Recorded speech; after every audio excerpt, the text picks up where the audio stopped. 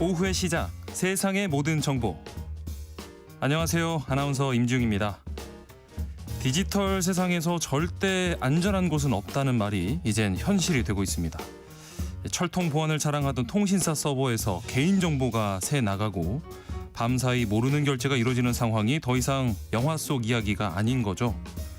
최근 SK텔레콤, KT, 또 롯데카드 등 굵직한 해킹 사고가 잇따르면서 개인정보 유출에 대한 불안감이 커지고 있는데요. 오늘 경제포커스에서 이딴 해킹 사태가 보여주는 디지털 보안의 민낯과 그 파장을 짚어보겠습니다.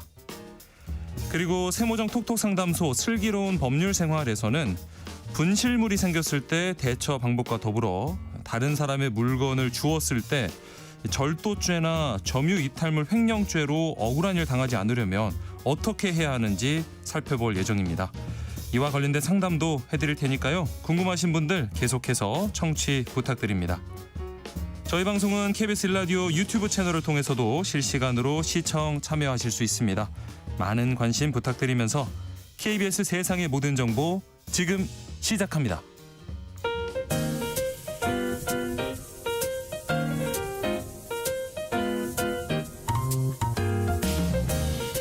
정신없이 바쁜 하루, 놓치면 안 될 경제 사회 분야 뉴스를 한 번에 정리해드립니다. 하프타임 뉴스. 먼저 이 시각 주식시장 상황부터 살펴보시죠.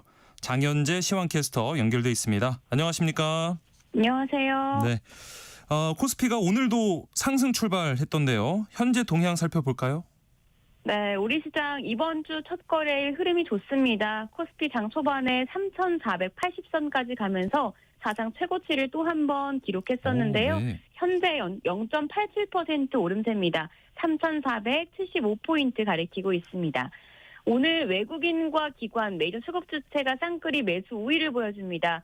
외국인이 3,880억 원 매수 우위로 보여주고 있고 기관 역시도 2,763억 원 순매수하고 있습니다. 예. 현재 개인만 홀로 6,500억 원 넘는 매도 우위 보여줍니다. 오늘 코스피 상승을 주도하는 건 삼성전자입니다. 삼성전자 급등하면서 52주 신고가 돌파를 했습니다. 네. 지금 5세대 고도역폭 메모리인 HBM3 12단 제품의 엔비디아 품질 테스트를 통과했던 소식이 영향을 받는데요. 현재는 거래가 83,700원으로 나타나고 있습니다. 네. 오늘 코스닥 지수 흐름은 어떨까요? 네, 오늘 코스닥 지수도 장중에 연고점을 경신했습니다. 지금 계속해서 고점을 높여가고 있는데요. 네. 1.3% 오름세로 874포인트입니다. 다만 이쪽에서는 메이저 수급 주체 양 매도가 나옵니다. 외국인이 1,000억 원 넘게 팔아내고 있고 기관 역시 365억 원 매도 우위 기록 중입니다. 개인만 홀로 1,582억 원 순매수하고 있습니다. 코스닥 쪽에서도 시가총액 1인 알테오젠이 지수의 상승을 이끌고 있는데요. 알테오젠은 미국 식품의약국 FDA로부터 품목 허가를 획득했다는 소식에 현재 8% 넘는 급등세 보여줍니다. 네. 오늘 장에서 특히 눈에 띄는 종목도 짚어주시죠. 오늘 양자 컴퓨터 관련주가 상승합니다. 우리가 쉬는 사이에 뉴욕 증시에서 아이온큐나 리게티 컴퓨팅 등 양자 컴퓨터 관련주가 급등한 영향을 받고 있습니다. 네. 외환시장 현재 움직임은 어떨까요? 네, 외환시장 우선 환율은 1,398원으로 상승 출발했는데요. 지금은 약세입니다. 1,391원대 거래되고 있고요. 유로화와 엔화도 약세 보여주고 있습니다. 유로화 현재 1,632원, 엔화가 938원대에 거래됩니다. 네, 장현재 시황캐스터와 함께했습니다. 고맙습니다. 감사합니다. 자, 그럼 임선우 뉴스캐스터와 함께 하프타임 뉴스 이어가 보겠습니다. 안녕하십니까? 안녕하세요. 먼저 트럼프 행정부 전문직 비자 수수료 인상 파장이 일파만파로 퍼지고 있는데 비자 장사다 이런 말까지 나오고 있거든요. 어떤 상황인 겁니까? 네, 비자를 받으려면 기존보다 100배 높은 수수료를 내야 한다는 소식에 기업들 혼란이 극에 달하고 있습니다. 예. 트럼프 대통령은 주말 사이 $1,000, 우리 돈으로 약 140만 원 수준인 H-1B 비자 수수료를 이보다 100배 높은 $10만, 1억 4천만 원으로 올리는 내용의 포고문에 서명을 했는데요. 네. 서명식에 참석한 하워드 러트닉 상무장관이 새 수수료가 총 6년 동안 연간 부과되면서 매년 같은 금액을 내고 비자를 갱신해야 한다 밝혀 논란이 불거졌습니다. 네. 혼란이 커지자 그러자 백악관은 하루 만에 매년 내는 연간 수수료가 아니다. 신청 때만 적용되는 일회성이다. 설명을 바로 잡았습니다.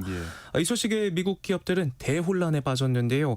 주요 기술 기업들은 이 전문직 비자를 수여한 직원들에게 해외여행을 피하고 미국에 머물 것을 긴급하게 요청하고 있는데 올해 6월 말까지 가장 많은 해당 비자를 할당받은 기업은 아마존닷컴으로 10,000명이 넘고요. 어이구. 마이크로소프트와 메타, 애플, 구글 등도 각각 5,000명 안팎이라고 합니다. 예. 이들 주요 빅테크 기업들은 이 직원들에게 새로운 비자 규정이 발효되기 전에 미국으로 돌아오고 출국 계획은 취소하라 통보했는데 백악관이 진화에 나서긴 했지만 이미 제도의 적용과 집행에 대한 불확실성이 커진 상황이라 얼마나 약발이 있을지는 미지수입니다. 네. 뭐 비단 미국 기업뿐만 아니라 우리나라에도 영향이 있을 걸로 예상이 되는데 어떻습니까?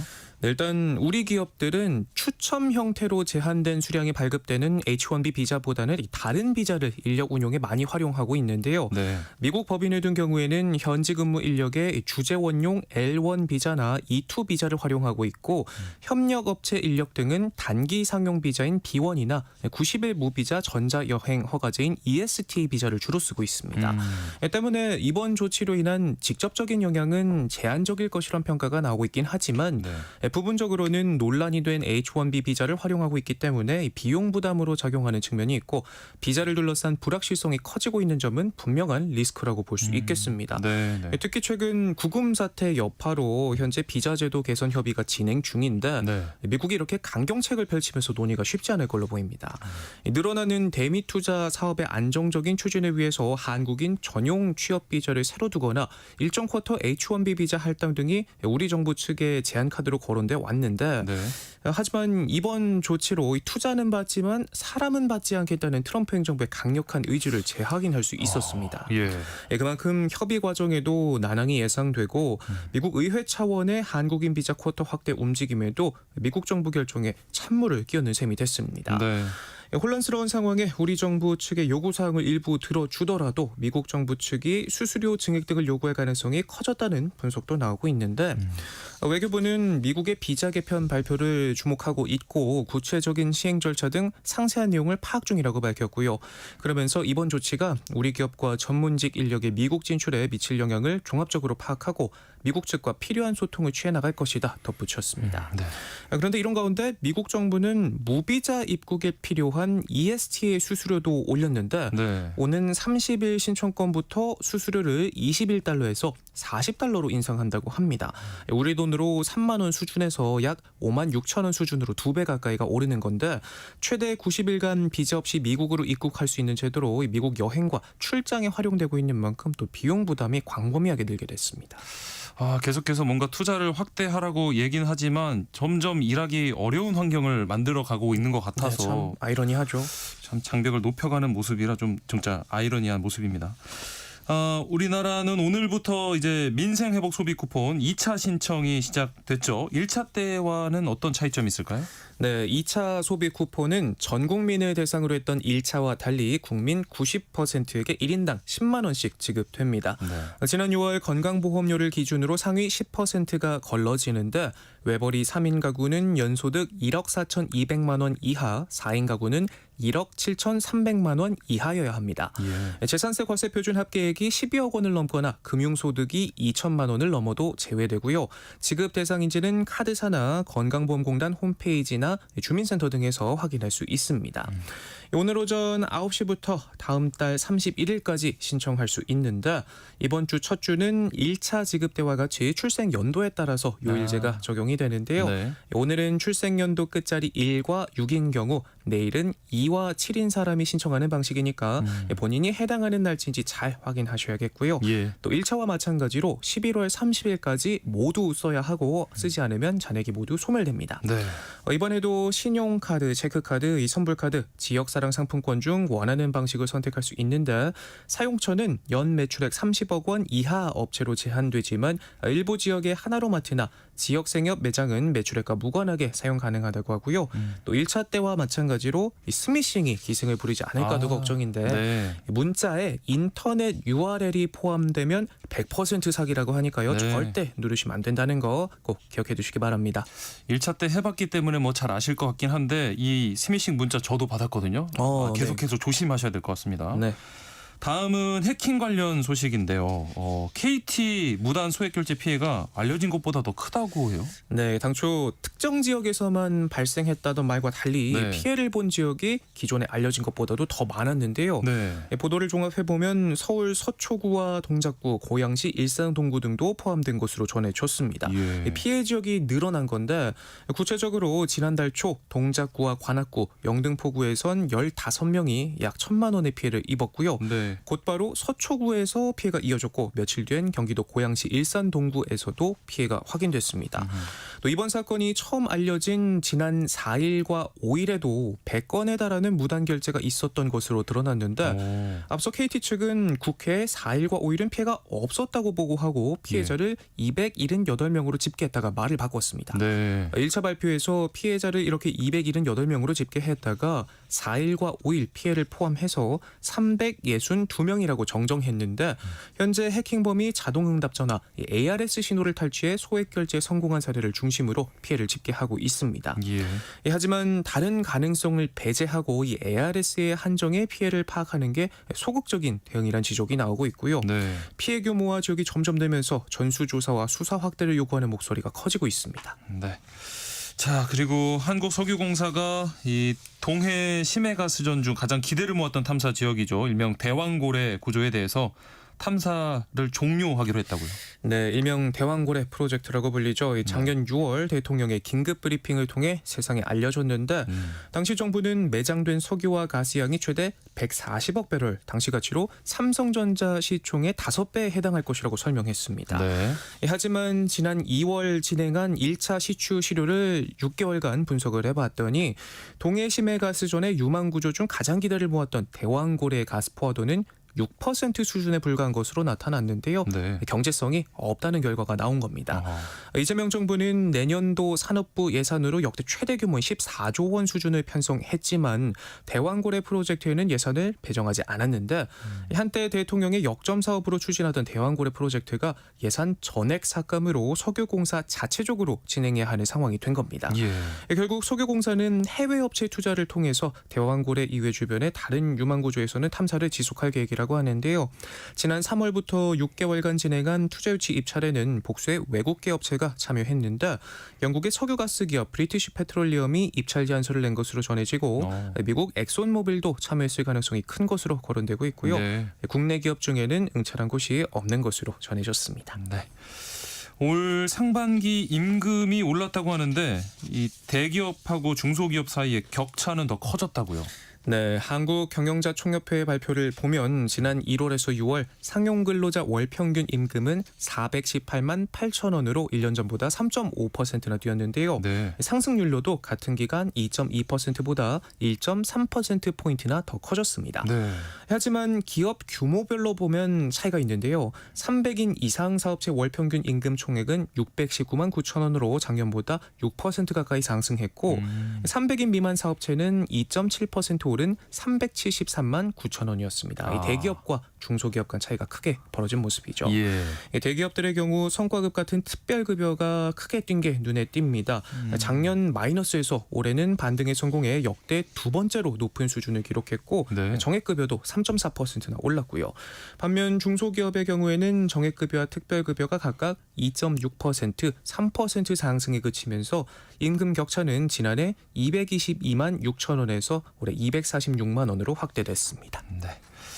자, 최근에 이 가상자산 투자 관심이 굉장히 큰데 국내 이 가상자산 투자자가 1,000만 명을 돌파할 만큼 인기가 뜨겁습니다. 그럴 만큼 불법 의심 거래도 급증했다고요. 네, 돈 세탁이나 이른바 환치기 등 가상자산을 활용해 벌이는 불법 송금 의심 거래가 빠르게 늘고 있다고 합니다. 네. 금융정보분석원의 자료에 따르면 올 1월에서 8월까지 의심 거래 보고 접수 건수가 3만 6천 건을 넘어섰는데 네. 불과 4년 전 200건이 채 안 됐고 이번 수치는 최근 2년치를 모두 합한 것보다도 많다고 하네요. 네. 같은 기간 검찰에 송치된 관련 범죄의 규모 역시 10조 원에 육박한 것으로 집계됐는데 이 중 환치기 유형이 전체 90%에 달한다고 하고요. 최근에는 이 스테이블 코인을 불법 거래 이용한 사례도 확인이 됐는데 실물 경제에서 결제 수단으로 널리 사용되기 시작하면서 악용될 소지가 커지고 있다는 우려가 많습니다. 네. 자, 술자리가 좀 잦은 분들 조심하셔야 될 것 같습니다. 연이은 회식 후에 급성 알코올 중독으로 숨진 사고가 있었는데 이 회사원에게 업무상 재해가 인정됐다고요? 네, 법원이 유족들의 손을 들어줬습니다. 서울행정법원은 숨진 회사원의 배우자가 근로복지공단을 상대로 유족급여 및 장의비 부지급 처분을 취소해달라며 낸 소송에서 원고 승소로 판결했습니다. 삼성전자 무선사업부에서 근무하던 이 남성은 3년 전 집 주차장에서 숨진 채 발견됐고 당시 사인은 급성 알코올 중독이었는데 아내가 유족급여와 장의비를 청구했지만 공단은 업무상 질병에 의해 사망했다고 보기 어렵다며 받아들이지 않았습니다. 사망 하루 전까지 사흘 연속으로 회식에서 술을 마신 것으로 조사가 됐는데 사망 직전 회식에 대해 업무 인과관계를 인정할 수 있는지가 쟁점이었습니다. 앞선 두 차례 회식은 업무 관계자와의 자리로 비용은 각각 회사 경비로 처리했지만 이후 회식 자리에선 개인 카드를 사용했다는 점을 근거로 공단은 이를 사적 모임이라고 판단했습니다. 하지만 재판부는 단지 식사 비용을 부담했다는 이유만으론 업무 관련성이 없다, 단정하기 어렵다. 또 공단 처분이 위법해 취소해야 한다 봤고요. 네. 또 앞선 회식 역시 사망에 복합적인 영향을 미쳤을 가능성이 있다 보면서 유족들의 손을 들어줬습니다. 네.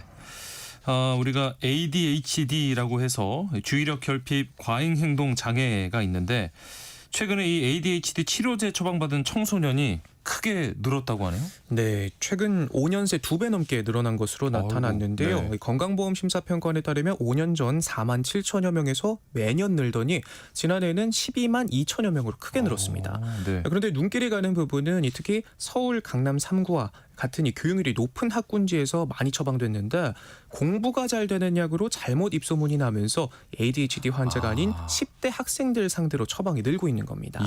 특히 작년에는 수능을 앞두고선 ADHD 치료제를 공부 잘하는 약으로 불법 유통한 게시물 700여 건이 적발되기도 했는데 오남용할 경우 심혈관 질환이나 우울증, 경련과 중독 등 큰 후유증을 남길 수 있는 만큼보다 철저한 관리가 필요해 보입니다. 네, 하프타임 뉴스 여기까지 하겠습니다. 지금까지 임선우 뉴스캐스터와 함께했습니다. 고맙습니다. 고맙습니다. KBS 1라디오 세상의 모든 정보 함께하고 계신 지금 시각 12시 37분입니다. 이 시각 교통정보 알아보겠습니다. 네, 이 시각 교통정보입니다. 혼잡했던 아침 시간과는 달리 오후로 접어들면서 흐름은 많이 원활해졌습니다. 경부고속도로 부산 방향 오산에서 남사까지 정체고요. 더 가서는 옥천 휴게소부터 정체가 극심해지는데요. 옥천 3터널 부근에서 작업을 하고 있어서입니다.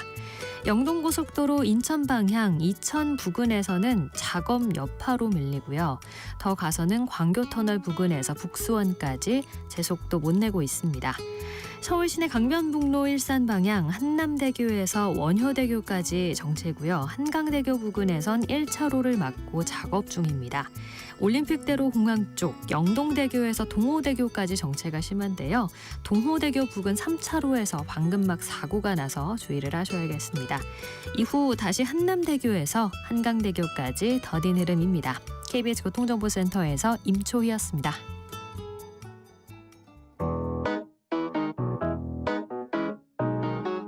세상의 모든 정보는 청취자분들의 관심과 참여를 기다립니다. 방송 들으시면서 궁금한 점이 있거나 의견 공유하고 싶은 분들 계시면 문자 보내주세요. 추첨을 통해 모바일 쿠폰 보내드리겠습니다. 참여하실 번호는 샵 9730이고요. 짧은 문자 50원, 긴 문자 100원의 이용료가 부과됩니다. 콩 게시판을 통해서는 무료로 참여하실 수 있고요. KBS 1라디오 유튜브 채널을 통해서도 실시간으로 시청 참여하실 수 있습니다. 기술 발달로 세상은 갈수록 편리해지고 있지만 언제 어디서든 정보가 유출될 수 있다는 해킹의 공포 역시도 커지고 있습니다. 특히 지난 4월 SKT 유심 대란부터 최근 발생한 KT 소액결제 피해 또 롯데카드 해킹 사태까지 보안 사고가 동시다발적으로 발생하고 있는데요. 기업들은 늑장 대응과 함께 또 국민 눈높이에 맞지 않는 보상책을 꺼내 들면서 단체 소송 움직임도 감지되고 있습니다. 오늘 경제포커스 시간에 KBS 허효진 기자와 함께 관련 내용 자세히 살펴보겠습니다. 안녕하십니까? 안녕하세요. 지난 4월 이 SKT 해킹 사태 이후에 진짜 하루가 멀다 하고 이런 해킹 소식이 들리고 있는데 우선 최근 피해가 발생했던 KT 소액 결제 사태부터 좀 살펴볼까요? 네, 이 KT 무단 소액 결제 사건은 이 피해자들의 언론 제보로 처음 알려졌거든요. 예. 이 초기 인터뷰 내용을 보면 이제 뭐 만화나 영화에나 볼 법한 내용들이 나와요. 네. 뭐 지난달 26일부터 서울 금천구 그리고 이 금천구와 가까운 경기 광명시에 사는 주민들의 휴대전화가 네. 이 자기도 모르는 새에 소액 결제가 여러 건 된 사실이 확인이 된 겁니다. 예. 카카오톡이 자동 로그아웃 됐다고 하고요. 네. 이 소액 결제 한도도 무단으로 늘어났다고 해요. 아, 한 피해자는 눈 뜨고 피해를 볼 수밖에 없었다 이렇게 얘기를 했습니다. 예. 이 처음에는 문자를 통해 이 뭐 휴대전화를 가로채가는 수법, 그러니까 스미싱 아. 수법으로 의심을 했었거든요. 네네네. KT가. 네. 그런데 이번 피해는 이 피해자들이 뭐 문자나 뭐 전화, 뭐 링크를 클릭한 적이 없었고 네, 네. 또 이제 가까운 지역에서 이제 피해가 집중돼 그렇죠. 있다는 점에서 네. 좀 기존에 있었던 수법과는 좀 다른 양상인 것으로 확인이 됐습니다. 네. 최근 KT 브리핑에 따르면 피해자가 이제 362명, 또 2억 4천만 원 피해로 집계가 됐습니다. 아. 계속해서 이제 피해 범위가 늘어나고 있는 것 같아서 네, 아무래도 이용자들이 불안해하고 있는 것 같습니다.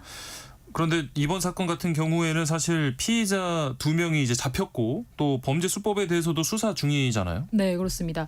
그 뭐 수법이 아직 완전하게 드러났다고 보긴 힘들어요. 이제 네. 2명을 잡긴 했는데 이제 지금까지 확인된 내용은 이 2명 중 1명이 이 불법 소형 기지국 장비 펜토셀이라고 하는데 이걸 자신의 차량에 싣고 네. 이 범행 당일 피해 지역 주변에서 차량을 운행한 사실을 확인을 했습니다. 예. 그러니까 통신사에서 쓰는 이제 커다란 기지국 이거를 매크로셀이라고 부르던데요. 네. 도심에서는 이제 커다란 철탑이나 뭐 이렇게 뭐 건물 옥상 같은 데 아하. 설치하는 기지국이 네. 있는데 이거는 이제 넓은 지역을 커버하고 네. 또 송신 출력이 커서 이제 여러 사용자들을 많이 수용을 할 수 있습니다. 네, 네. 그런데 아무래도 이런 큰 기지국들은 음영지대, 그러니까 사각지대가 생길 수밖에 없거든요. 채 닿지 않는 뭐 네, 지역이요. 그렇죠. 네, 그래서 이제 실내에서 사용하는 이 사각지대를 해소하기 위한 이 소형 기지국들이 있는데 이 펜토셀이 바로 이 역할을 하는 겁니다. 예. 그러니까 이제 이 범인은 이 펜토셀을 싣고 다니면서 이제 네트워크를 가로채는 수법, 워 드라이빙이라고 하는데 네. 이를 활용했을 것으로 이제 추정 중입니다.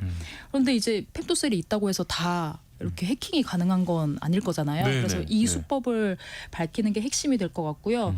또 이제 피의자가 이 중국에 있는 윗선의 지시를 받았다 이런 말을 했기 때문에 이 공범을 잡는 데 주력을 하고 있다고 합니다. 아, 수사에도 계속해서 속도를 내야 할 것 같은데 이런 피해가 속출하다 보니까 불안감 느끼시는 분들이 굉장히 요즘 많거든요.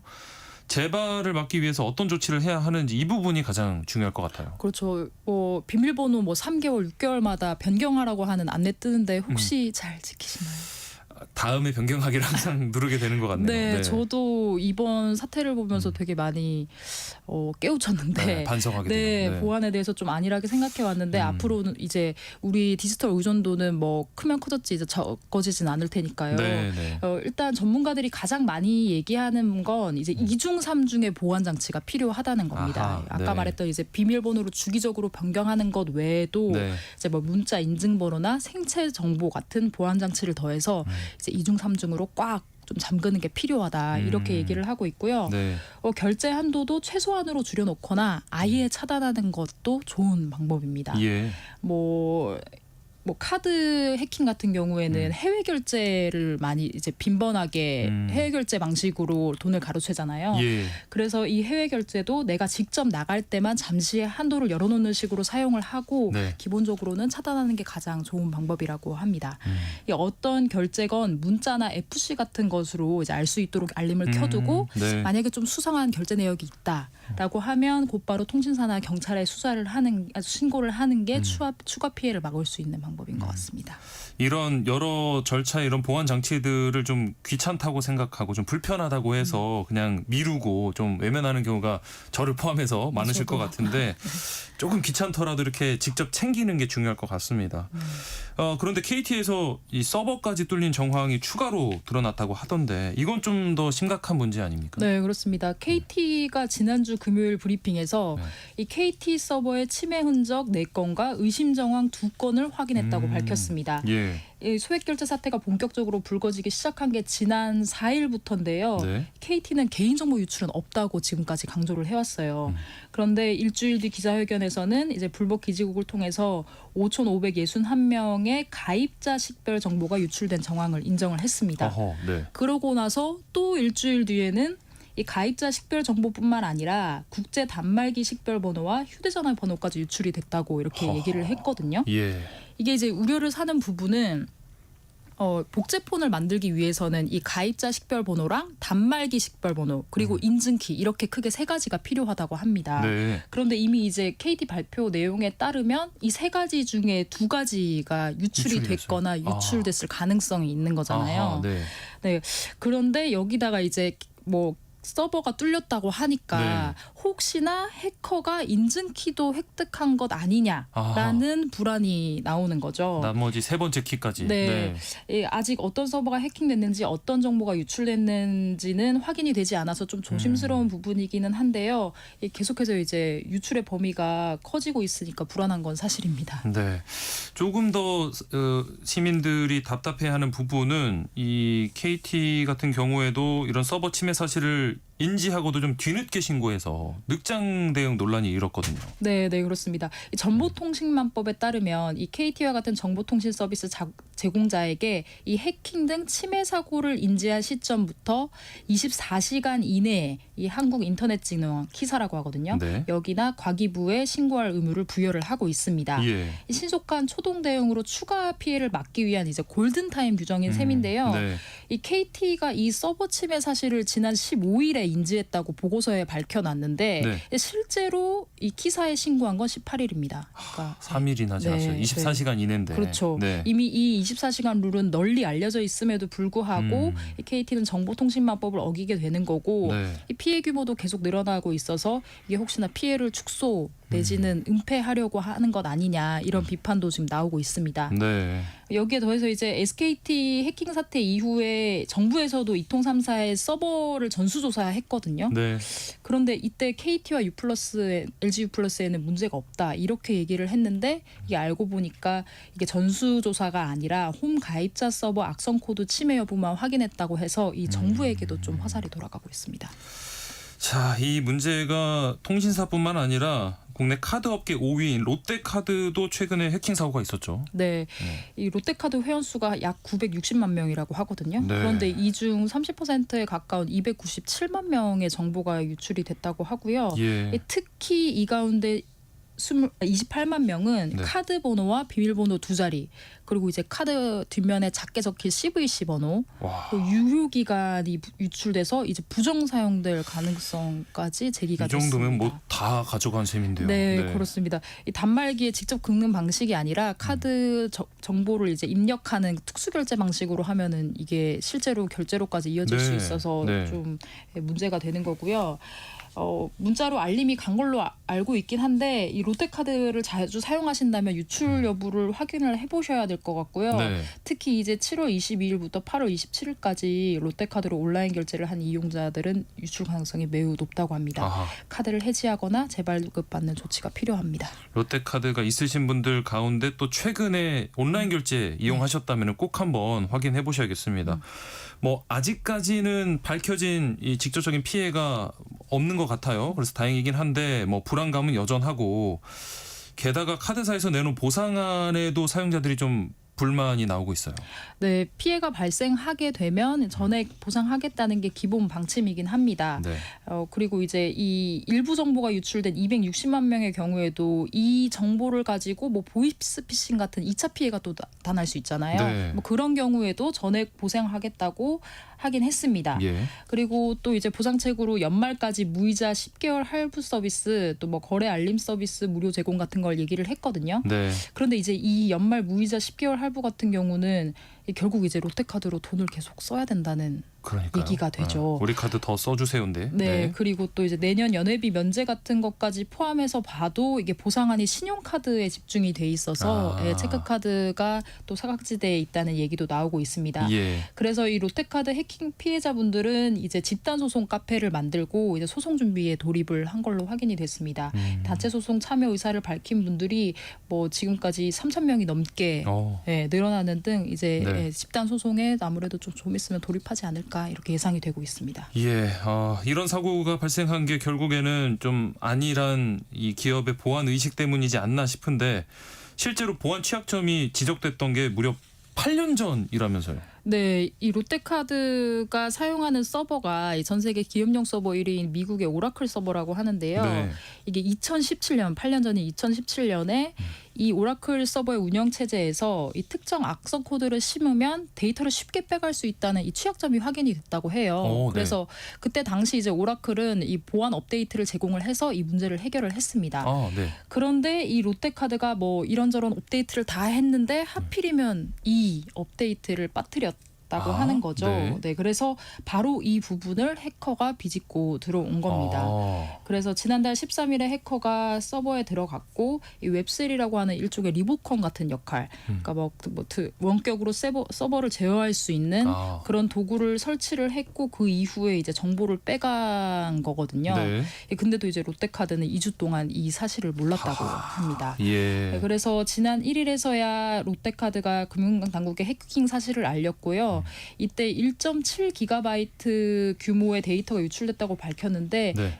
조사해 보니까 실제로는 100배 넘는 200GB 분량이 유출이 됐습니다. 예. 롯데카드 역시 신고는 인지 시점보다 닷새 늦게 닷새나.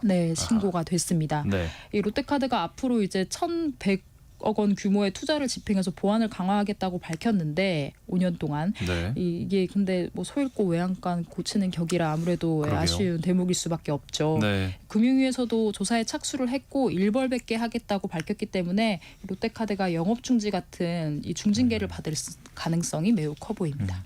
사실 우리나라 하면 뭐 IT 강국으로 알려져 있는데 이런 뭐 명성에 비해서 보안 문제에 있어서는 좀 너무 소홀했던 거 아닌가 싶어요. 네, 그렇죠. IT 부분이 이제 급성장하고 있기는 하지만 이 이를 뒷받침할 보안 부문의 투자나 인력 보강이 제대로 되고 있나 이건 좀 물음표입니다. 네. 뭐 금융권 내 국한된 자료긴 하지만 국민의힘 강민구 의원실이 발표한 자료를 보면 지난달 말 기준으로 금융권 IT 인력이 2만 6천 명이 넘거든요. 네. 이게 전체 임직원의 11% 수준이라고 합니다. 아하. 그런데 이게 2023년, 2024년과 비슷한 수준이에요. 그대로. 그러니까 업무량은 분명히 증가를 했을 텐데 네. 이 인력과 투자가 늘지 않았다는 부분을 좀 보여주는 자료라고 볼 수 있습니다. 네. 롯데카드 같은 경우에는 담당 임원, IT 담당 임원이 3명이라고 하는데 이 전체 임원 45명의 7%에 불과한 수준이라서 이거는 다른 카드사랑 비교를 해봐도 하위권이라고 하고요. 네. 또 이제 여기에다가 일각에서는 이제 대주주인 사모펀드 MBK 파트너스가 이 수익 극대화에 집중을 하면서 이 보안 투자가 소홀해진 것 아니냐 이런 비판도 나오고 있습니다. 네. 이제 한 1분 조금 넘게 남았는데요. 마지막으로 뭐 기업만의 문제는 아닌 것 같거든요. 정부 대책도 필요하겠죠. 네, 이 지금까지 그러니까 봐왔지만 지금 기업들이 이 침해 사실을 알고도 늑장 신고를 계속 하고 있어요. 네. 네, 그래서 아무래도 이게 보니까 아까 말씀드렸던 정보통신망법을 어기는 경우 이 3천만 원 이하의 과태료가 전부거든요. 너무 약한 것 같네요. 그렇죠. 그리고 여기다가 이제 기업이 해킹을 아예 인지하지 못했다고 주장하면 면책될 여지까지 있어서 이걸 좀 손봐야 된다 이런 얘기가 많이 나오고 있습니다. 네. 그래서 과기부는 이제 고의적으로 침해 사실을 지연 신고하거나 미신고할 경우에 과태료 처분을 강화하겠다. 금융위 역시 이제 근본적인 제도 개선에 착수하겠다. 그래서 이런 보안 사고가 발생하면 엄정한 결과 책임을 질 수 있도록 징벌적 과징금 도입 등의 방안을 좀 추진하겠다고 밝혔거든요. 네. 그래서 앞으로 이제 이용자들이 해킹 불안을 좀 덜 수 있도록 조금이라도 떨칠 수 있도록 이번을 계기로 좀 근본적인 계기가 마련됐으면 좋겠다는 생각이 듭니다. 네. 신고가 늦어지고 대처가 늦어질수록 피해는 더 커질 수밖에 없으니까요. 앞으로는 좀 이런 일이 안 나타났으면 좋겠습니다. 네, 경제 포커스 오늘은 여기까지 하겠습니다. KBS 허효진 기자와 함께했습니다. 고맙습니다. 감사합니다. KBS 세상의 모든 정보 1부 순서 여기서 마무리합니다. 이어지는 2부에서는 오늘 꼭 알아야 할 정치, 국제 이슈 전해드리는 오늘의 뉴스, 또 세모정 톡톡 상담소, 오늘은 법률 지식으로 일상 속 궁금증을 풀어드리는 슬기로운 법률 생활, 또 음식에 담긴 역사까지 맛보는 한 끼 실록 코너까지 기다리고 있습니다. 계속해서 많은 청취 부탁드립니다. 2부에 찾아오겠습니다.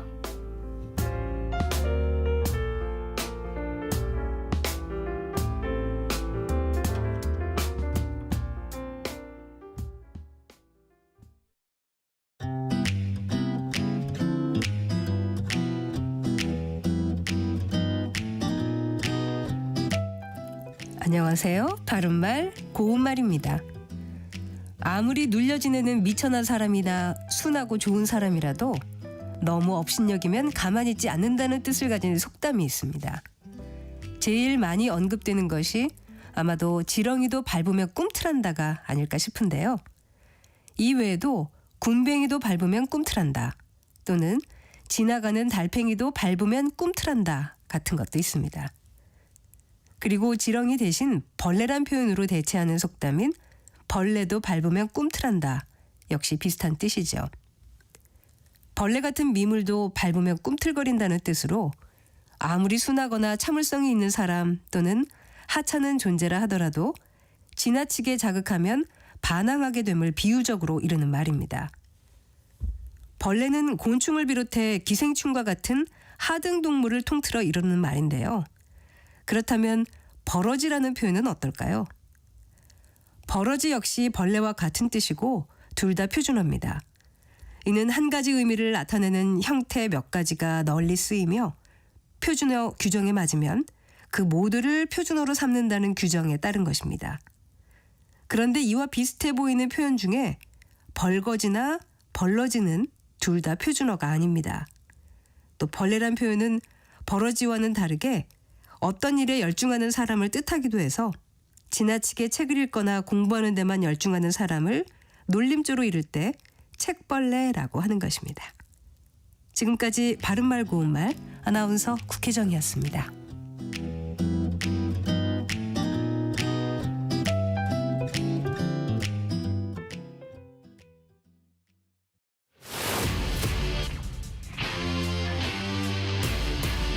토론에 정답은 없습니다. 토론이 세상을 바꿀 수도 없습니다. 하지만 질문은 새로운 세상을 만들 수 있습니다. 질문으로 올바른 세상을 만드는 첫걸음. 평일 저녁 7시 20분 KBS 열린 토론.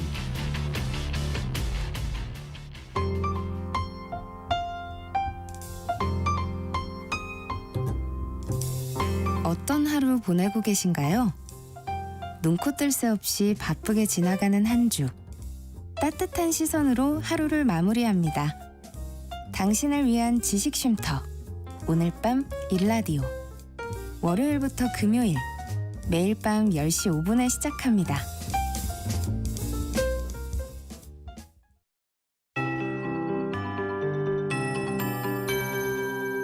KBS 58분 날씨. 오늘도 예년 이맘때 초가을 날씨가 이어지겠습니다. 한낮 기온이 서울과 대구 25도, 강릉 24도, 광주 26도, 부산 27도, 제주 28도까지 오르면서 일부 지역은 낮 동안 조금 덥게 느껴지겠는데요. 해가 지면 다시 빠르게 선선해지겠습니다. 낮과 밤의 기온 차이가 10도 안팎으로 크게 벌어지니까요. 건강관리에 더욱 신경을 쓰시기 바랍니다. 오늘 전국에 구름이 많이 끼겠고 제주도는 오후까지 곳에 따라 가끔 비가 내리겠습니다. 비의 양은 5mm 안팎이 되겠고요. 경남 남해안에는 빗방울이 떨어지는 곳이 있겠습니다. 오늘 미세먼지 농도는 전국이 좋음으로 공기는 깨끗하겠습니다. 내일은 전국이 흐린 가운데 오전에 제주도에, 밤에는 남해안에 비가 오겠고요. 모레 수요일에는 전국으로 비가 확대되겠습니다. 예상 강수량이 중부지방은 최고 60mm, 30mm, 남부지방은 10에서 40mm 정도로 이번에도 가을비답지 않게 곳곳에 강하고 많은 비가 쏟아질 가능성이 있어 주의하셔야겠고요. 충청 이남지방은 비가 목요일까지 이어지는 곳도 있겠습니다. 한편 제주도와 남해안에는 바람이 강하게 불겠고 동해안은 오늘까지 높은 너울이 몰려오겠습니다. 현재 서울의 기온은 24.6도입니다. 송소진입니다.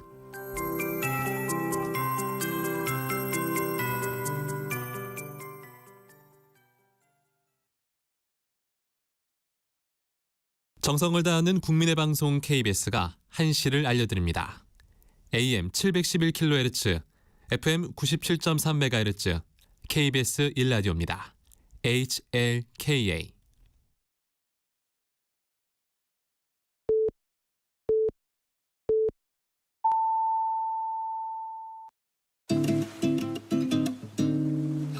나른한 오후를 책임질 영양 만점 지식 비타민.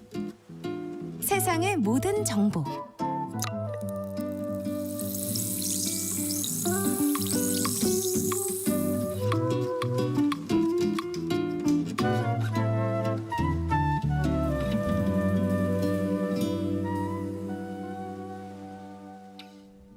세상의 모든 정보 2부 시작합니다. 2부에서는 정치 국제 이슈를 전해드리는 오늘의 뉴스, 또 청취자 여러분들의 작은 궁금증도 신속 정확하게 해결해드리는 세모정 톡톡 상담소, 월요일 코너죠. 슬기로운 법률 생활이 기다리고 있습니다. 오늘은 잃어버린 물건이 생겼을 때 대처법과 또 주운 물건 때문에 절도죄 같은 곤란한 일 겪지 않으려면 어떻게 해야 하는지 알려드리겠습니다.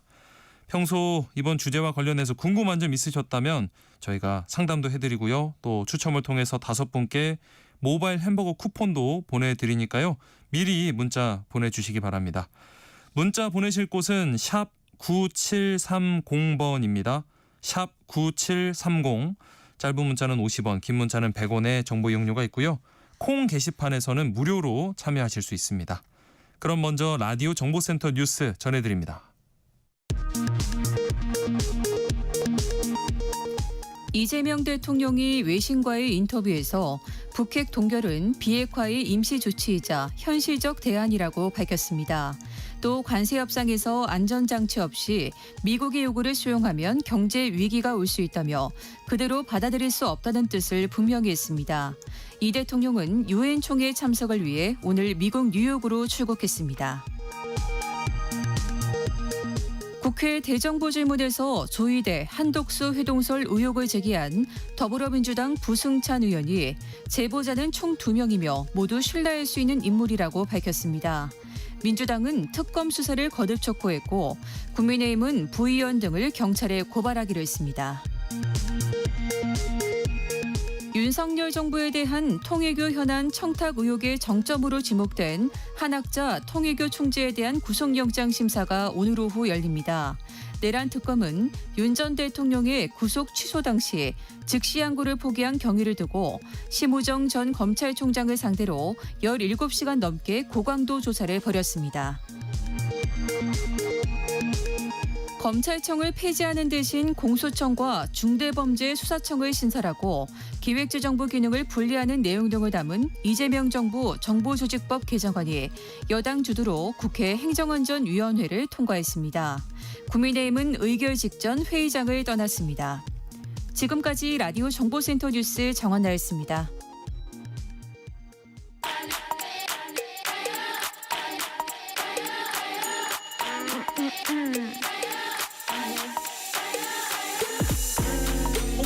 뉴스 빠뜨리셨나요? 한낮에 전해진 소식들 꼼꼼히 정리해드리겠습니다. 오늘의 뉴스 조현정 시사평론가와 함께합니다. 안녕하세요. 네, 안녕하세요.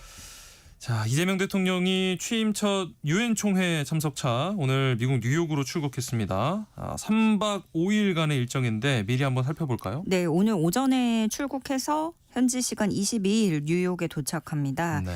일정 쭉 보면은요. 세계 최대 자산운용사 블랙록의 레리 핑크 CEO하고 미국 상하원 의원당 등을 먼저 접견을 하면서 일정 시작을 하고요. 예. 다음 날인 23일에는 유엔 총회 기조연설에 나서는데 여기에서는 민주 대한민국의 복귀를 선언하고 한반도 정책 등 우리 정부의 외교 비전을 밝힌다는 계획입니다. 예. 북한을 향한 대화 촉구 메시지도 나올 것으로 예측이 되고요.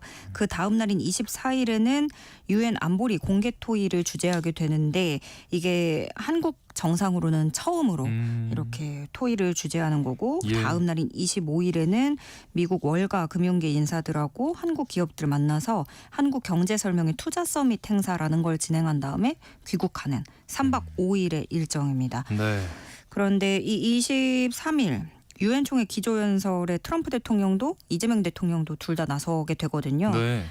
트럼프 대통령하고 어떻게 만나게 될까 여기에도 주목이 되는데 네. 뭐 일단 정상회담 형식으로는 가능성이 낮게 관측이 되고 아하, 있어요. 네. 일단 비자 제도라든가 또 이번에 트럼프가 그 전문직 비자에 대해서 뭐 돈을 내야 된다 이렇게 했었잖아요. 그렇죠. 네. 그런 문제도 조금 후속적으로 논의할 것들이 남아 있고 그래서 어떤 정상회담이라는 형식을 갖추기에는 시기가 조금 아니다라고 판단을 했을 수 있고 예. 또 에이펙 정상회의도 있고 하다 보니까 이번에는 그런 식으로 만나진 않을 것 같아요. 네.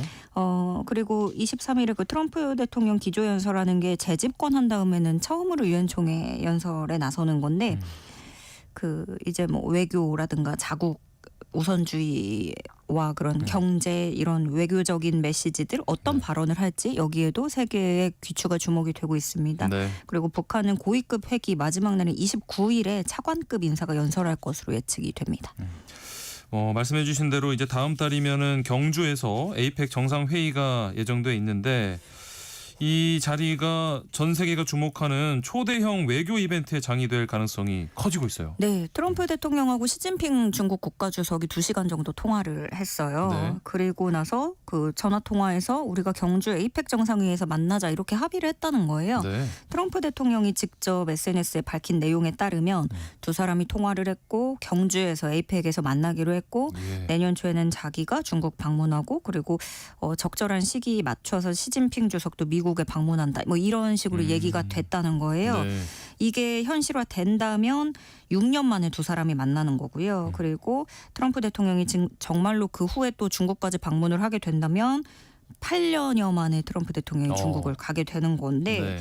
근데 여기까지는 트럼프 대통령이 SNS에 글을 써서 올린 거고 네. 중국에서는 어떤 공식적으로 양국 정상 에이펙에서 만날 거다 이런 언급은 아직까지는 없습니다. 예. 그래서 외신들 관측으로는 양국 그 실무자 협의가 좀 예상대로 진행되지 않았을 수 있다 이렇게 보고 있더라고요. 네. 그래서 뭐 에이펙에서 일단 두 사람이 참석한다고는 밝힌 상태고 네네네. 그래서 그러면은 두 사람이 만나는 거는 뭐 정상회담이 될 수도 있고 약식회동이 될 수도 있고요. 네. 그리고 또 오는 것도 그 사이에 또 변수도 많이 있기 그렇죠. 때문에 네. 예. 그리고 두 나라에는 아직 민감한 문제들이 너무너무 많습니다. 예. 무역, 뭐 펜타닐 마약 거래, 러시아 우크라이나 전쟁 종식에 대해서 중국의 어떤 메시지를 요구할지 이런 것들이 있을 거고 네. 대만 문제도 그렇습니다. 그래서 중국이 원하는 거는 이제 트럼프 그 미국은 대만 문제에 대해서 손을 떼고 그렇게 하길 바라지만 네.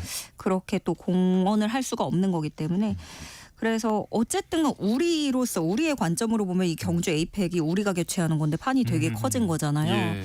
세계 안보와 무역의 향배에 중요한 영향을 미치는 무대가 될 수밖에 없고 네. 세계가 주목할 최대 외교 이벤트가 됐습니다. 이런 상황 속에서 이 김정은 북한 국무위원장이 한국과 미국을 언급한 거 어떤 의미가 있다고 봐야 할까요? 예, 그 북한이 최고인민 회의를 진행하고 있었기 때문에 네. 여기서 어떤 발언이 나올지 주목이 됐었는데 네. 일단 김정은 위원장의 발언을 좀 정리를 해볼게요. 네. 통일할 생각이 전혀 없고 남북은 하나가 될 수 없는 두 개 국가다. 남북은 철저히 이질화됐을 뿐만이 아니라 완전히 상극인 두 실체의 통일은 하나가 없어지지 않고는 성립될 수 없다. 결단코 통일은 불필요하다. 예. 한국과 마주 앉을 일이 없고 무엇도 함께하지 않을 것이다. 일체 상대하지 않을 것이다. 이렇게 강조했습니다. 예. 이재명 정부에 대해서도 강한 비판을 내놨는데 흡수 통일 야망에 있어서는 이전의 악질 보수 정권들을 무색해할 정도다라는 거거든요. 이 예. 흡수 통일 야망 여기에 조금 주목을 하게 되는데 네. 어쨌든 우리로서는 어떤 정권이 와도 비핵화를 그 전제로 할 수밖에 없거든요. 그렇죠. 네. 그런데 북한은 이번에 김정은이 비핵화는 절대로 있을 수 없다라는 거예요. 그러면서 이유를 조목조목 설명했는데 네. 핵을 포기시키고 무장해제시킨 다음 미국이 무슨 일을 하는가에 대해서는 세상이 이미 잘 알고 있다. 제재를 풀려고 집착해서 무언가 적수국들과 큰 것을 맞바꾸는 것과 같은 협상은 없을 것이다. 그러니까 이게 뭐 모두가 예상을 했지만 김정은은 너무 학습이 된 거예요. 핵을 포기했던 다른 나라들의 최후를 네. 본 거죠. 네. 그래서 김정은이 이번 연설의 절반 가까이를 양이 꽤 많았는데 그 절반을 미국하고 한국과의 관계 설명에 할애를 했어요. 예. 그러면은 전후 사정을 봤을 때 한미 정상회담이 있었잖아요. 그렇죠. 그 트럼프가 뭐 김정은을 만날 수 네네. 있느냐 뭐 이런 얘기를 했고 에이펙 정상회의 예정돼 있고 하다 네. 보니까 북한으로서도 다자회의 외교 모델을 의식하고 그걸 고려한 발언으로 풀이가 되고요. 예. 이걸 또 뒤집어서 보면은 한반도 뭐 한민족 이런 전제로는 한국과의 대화가 불가능하지만 완전히 별도의 국가로 외교적인 차원이라면 만날 수 있다라는 뜻이 될 수도 있는 거죠. 두 네. 국가론이라는 거를 북한이 계속 내세우고 있는 거고 예. 예, 그리고 특히나 미국에 대해서는 여지를 좀 남겼어요. 네네. 트럼프 대통령에 대해 좋은 추억을 가지고 있다. 뭐 이런 식의 얘기를 했거든요. 네. 그러면서 미국이 비핵화 집념을 털어버리고 현실을 인정한 데 기초해서 북한과의 평화 공존을 바란다면 미국과 마주서지 못할 이유가 없다. 이렇게 밝혔어요. 네. 그러니까 북한은 여기서 핵심은 우리를 핵 보유국으로 인정한다면 북미 대화도 충분히 가능하다. 이런 뜻을 설파한 것으로 해석됩니다. 먼저 미국과 좀 대화해볼 용의는 있다 정도로 해석이 좀 되는 것 같고요. 네. 자, 여야가 이번 주에 이 정부 조직법 개정안 처리를 놓고 또다시 이 필리버스터 대치를 벌일 걸로 전망이 되고 있죠. 네. 이 정부조직법 개정안은요. 검찰청 폐지, 중대범죄수사청을 신설하고 기획재정부를 분리하고 기후에너지 환경부를 설치하고 뭐 등등의 내용이 담겨 있어요. 예. 그러니까 이재명 정부가 이제 수립되고 내년이 오기 전에 다음 해가 오기 전에 정부 동력을 얻으려면 이 조직법안을 개정을 해서 이거를 빠르게 꾸리겠다라는 그림을 그리고 있는 거고 네. 그래서 여당은 국정 운영을 위해서 이번 주 목요일에 25일 본회의에서 이 개정안을 처리할 계획을 세우고 있습니다. 예. 지금도 상임위에서 다루고 있고 법사위 나가고 나면 이제 본회의까지 올리겠다라는 건데 그래서 이제 뭐 야당은 반발을 하니까 특히나 그 중에서 상임위원장이 국민의힘 소속인 경우들은 당장 좀 빠르게 처리하기가 어려우니까 네. 이런 건 좀 패스트트랙으로 지정하면서 이렇게 전략을 좀 짜고 있어요. 예. 그런데 국민의힘은 여기에 필리버스터 무제한 토론으로 우리는 맞받아치겠다 라면서 투쟁 강도를 끌어올리고 있는데요. 네. 지난달에 노란봉투법하고 방송 3법 이때 필리버스터를 했었죠. 그렇죠. 그 다음에 또 필리버스터 카드를 꺼내면서 이재명 정부 들어서 세 번째 하게 되는 거고요. 근데 특히나 국민의힘에서는 쟁점 법안뿐만이 아니라 좀 다른 법안도 필리버스터를 확대를 해서 아하. 이렇게 되면 사실 그 목적은 그거죠. 이 법안을 막는다라는 게 목적이 아니고 네. 시간을 좀 끌어보겠다. 전체적으로. 예, 네. 그런 걸로 검토하는 것으로 알려졌습니다. 자, 국민의힘이 이 무한 필리버스터 카드와 함께 주말에는 또 대구에서 대대적인 장외 투쟁을 시작했는데 여기에는 어떤 뭐 배경, 의도가 있다고 볼 수 있을까요? 예, 뭐 사실 국민의힘은 비상계엄 이후에 그 후에 절체절명의 위기입니다. 네. 왜냐하면 특검이 지금 압수수색하고 있고 그 11월 달에는 그 나경원 의원 비롯해서 패스트트랙 사태 법원 선고 예정돼 있고 예. 권성동 의원 이미 구속됐고 이렇게 네. 사법 리스크 잇따르면서 어떤 존폐의 기로 그래서 국민의힘은 할 수 있는 모든 거를 동원해서 해보려는 모습인데요. 어제는 대구에서 6년 만에 대규모 장외 집회를 열었습니다. 네. 국민의힘 지도부는 이 자리에서 이재명 정권을 무너뜨려야 된다라고 외쳤고요. 이렇게 장애 집회 투쟁 또 그 필리버스터 여기에 추가로 법적 대응 카드도 같이 가는데 조희대 대법원장의 회동설 제기했던 서영교 부승찬 의원은 경찰에 고발할 예정이고요. 예. 또 국민의힘 당사 압수수색 시도한 김건희 특검팀도 고발하는 방안 검토 중입니다. 네. 그리고 장외 투쟁은 대구 시작했고 여기 25일에도 대전 가고 27일에 서울 이렇게 장외 투쟁 이어가면서 추석까지 어떤 여론전의 총력을 펼치겠다라는 계획을 하고 있는데 네. 지난번에도 살짝 다뤘지만 국민의힘은 여기서 조금 어떤 딜레마가 있는 게 이렇게 장외 투쟁을 한다는 거, 뭐 정부를 무너뜨리자라는 거는 사실 중도층 확장성은 부족한 그런 그렇죠. 슬로건이기도 하고 예. 그리고 이런 구호가 한계에 부딪히지 않겠느냐라는 의견이 당 내에서도 나오거든요. 네. 특히나 대구 집회 현장에도 이번에도 어김없이 뭐 부정선거라든가 윤석열 대통령을 석방하라, 윤어게인 이런 구호가 적힌 깃발도 등장했고 일부 참석자들은 그 국민의힘 의원들 향해서 왜 윤어게인 너는 안 하냐 이렇게 질책을 하기도 했어요. 여기에 네. 있는 그런 의원들의 부담감과 그런 어떤 계속 윤어게인이 이제 구구와 절연하지 못한다라는 그런 프레임에 갇힐 수 있다라는 게 딜레마인 거고 네. 당 내에서도 그러다 보니까 이거는 우리끼리 화풀이하는 걸로밖에 안 보일 텐데 중도층은 더 멀어질 거다라는 우려가 나오고 있습니다. 네. 한낮의 교양 파트너, 지금 여러분께서는 세상의 모든 정보와 함께하고 계십니다.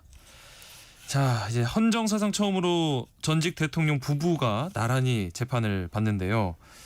특검이 기소한 핵심 인물들 재판이 오늘부터 연속으로 이어지죠. 네.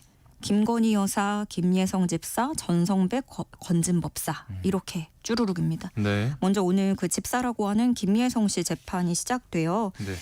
그 원래 되게 부실 상태에다가 자기 자본 잠식 상태였던 그 렌터카 기업에다가 네. 굴지의 대기업들 자금을 180억 원 끌어들였는데 여기서 또 횡령을 하고 배임을 한 혐의고요. 다음 날 내일은 건진법사 전성배 재판이 열립니다. 네. 통일교 관계자로부터 금품을 받은 혐의 있고 건축사무소 세무조사를 무마했다라는 혐의, 또 지방선거 공천 청탁 등 다수 알선수수 혐의로 기소가 됐고요. 특히나 히리문 종합건축사무소 관련 로비는 이거는 대통령실 리모델링하는데 수의계약 논란도 있어서 좀 파장이 예상됩니다. 네. 또 그 다음 날인 24일 연속으로 이렇게 모레는 김건희 여사의 첫 공판 기일이 열리는데요. 예. 공판 준비 기일하고 공판 기일하고 달라서 공판 기일에는 이날은 피고인 출석의 의무가 있어요. 아하. 그래서 김건희 여사가 직접 법정에 설 가능성이 큽니다. 네. 오늘은 또 통일교 한학자 총재에 대한 영장실질 심사 오후에 예정돼 있는데요. 국민의힘 권성동 의원하고 윤영호 전 통일교 본부장이 구속된 상태잖아요. 네. 여기에다가 한학자 총재가 구속되냐 안 되느냐 이게 특검 수사에 큰 영향을 미칠 수 있는 겁니다. 네. 그 이후에 오후 4시에는 통일교 2인자였던 정원주 전 비서실장 영장실질심사도 함께 진행됩니다. 한편 내란 특검에 출석한 심우정 전 검찰총장은 17시간 반 동안 조사를 받고 귀가했네요. 네, 그 꽤나 뭐 성실하게 상세하게 답변을 했다고 해요. 예.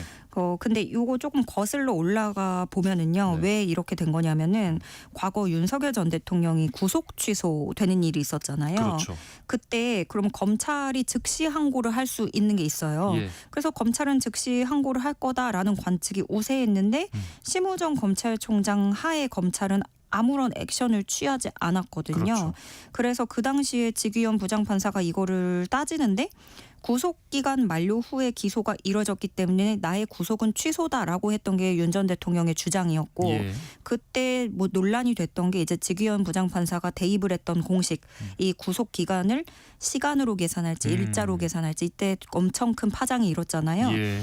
그래서 결국에 구속 취소라고 했고 이후에 검찰이 아무 액션을 취하지 않고 7일 내에 즉시 항고하지 않으면서 결과는 석방이었습니다. 네. 그래서 이번에 특검은 심우정 전 검찰총장한테 그 당시에 왜 즉시 항고를 안 했느냐 이 경위를 집중적으로 캐물었다고 하고요. 네. 그리고 심우정 전 총장하고 박성재 전 법무부 장관이 왜 계엄 선포 당일하고 이튿날 3번이나 통화를 한 거냐. 예. 요것도 따져 물었는데 특검이 의심하는 건 그거예요. 두 사람 박성재, 심우정 이렇게 통화를 하면서 법무부 장관이잖아요. 박성재 전 법무부 장관이 예. 법무장관이니까 합동수사본부에 검사를 파견해달라고 지시했을 가능성을 특검을 보고 있는 겁니다. 네. 그래서 이번 조사 내용 모아서 박성재 전 장관도 곧 부를 것으로 보여지고요. 예. 그런가 하면 윤 전 대통령은 법원에 보석 신청을 했어요.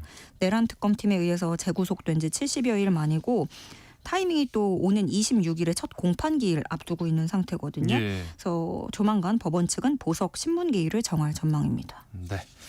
오늘의 뉴스 오늘 여기까지 하겠습니다. 지금까지 조현정 시사평론가와 함께했습니다. 고맙습니다. 네, 고맙습니다.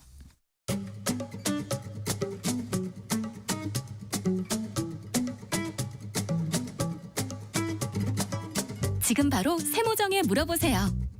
당신의 모든 궁금증을 풀어드리는 세모정 톡톡 상담소. 생활 속 다양한 궁금증을 전문가와 함께 시원하게 풀어보는 세모정 톡톡 상담소. 월요일엔 일상 속 법과 관련된 의문점 쉽고 정확하게 설명해 드릴 텐데요. 슬기로운 법률 생활 천수희 변호사와 함께합니다. 안녕하십니까? 안녕하세요. 자, 오늘은 어떤 내용이죠? 네, 지난해 부산경찰청 유실물 보관센터에 접수된 유실물은 모두 13만 3천여 건이었다고 하는데요. 예. 대부분 많은 사람들이 몰리는 관광지나 기차, 택시 등에서 물건을 잃어버리는데 품목별로 보면 지갑, 신용카드, 휴대전화 순으로 많았다고 합니다. 그리고 또 최근에는 저희가 무선 이어폰 많이 사용하시잖아요. 그렇죠. 그리고 또 네. 스마트펜 이런 것들 고가의 제품이지만은 크기가 작다 보니까 잃어버리는 경우가 계속해서 늘고 있는데요. 네. 그런데 그중에 주인을 찾아가는 경우는 40% 정도밖에 되지가 않습니다. 나머지는 습득일로부터 6개월이 지나면은 감정을 거쳐서 값을 매기고 일괄 공매에 붙인다고 합니다. 특히 이제 요즘과 같이 날씨가 선선해지면 아침에는 외투를 입고 외출을 하셨다가 네. 낮에 이제 기온이 오르면 이를 벗어두는 과정에서 옷과 주머니 속에 뭐 지갑, 휴대폰 등을 동시에 잃어버리는 경우가 많다고 하는데요. 네. 뭐 잃어버리는 사람의 입장에서는 당연히 애가 타고 또 물건을 찾아주려던 사람은 억울한 오해를 받게 되는 경우가 종종 생기기도 합니다. 네, 네. 그래서 오늘은 내 물건을 잃어버렸을 때 대처 방법과 타인의 물건을 주었을 때 절도죄나 점유 이탈물 횡령죄가 되지 않기 위해서 어떻게 행동해야 할지를 좀 살펴보고자 합니다. 네. 슬기로운 법률 생활 오늘은요. 유실물과 관련한 절도죄 또 점유 이탈물 횡령죄에 대해서 살펴볼 예정입니다. 관련해서 궁금한 점 있으시다면 문자로 참여해 주시기 바랍니다. 저희가 상담도 해드리고요. 또 추첨을 통해서 5분께 모바일 햄버거 쿠폰도 보내드립니다. 문자 보내실 곳은 샵 9730번입니다. 짧은 문자는 50원, 긴 문자는 100원의 정보 이용료가 들고요. 콩 게시판이나 KBS 라디오 유튜브 채널 통해서는 무료로 참여하실 수 있습니다. 자, 일단 물건을 이제 분실했을 경우에 가장 먼저 어떤 조치를 취해야 될까요? 네, 먼저 이제 버스에서 물건을 분실하시는 경우에는 네. 버스 회사에 문의를 하셔야 되는데요. 네. 서울 지역이라면 다산 콜센터 110에 전화를 하셔서 버스 회사 전화번호를 문의하시면 되고 네. 지방의 경우에는 지역 운송조합 홈페이지에서 버스 회사의 전화번호를 확인하시면 됩니다. 네. 또 지하철에서 분실물이 생긴 경우에는 해당 지하철의 영무실로 문의를 하거나 네. 지하철 유실물센터에서 확인을 하시면 되고요.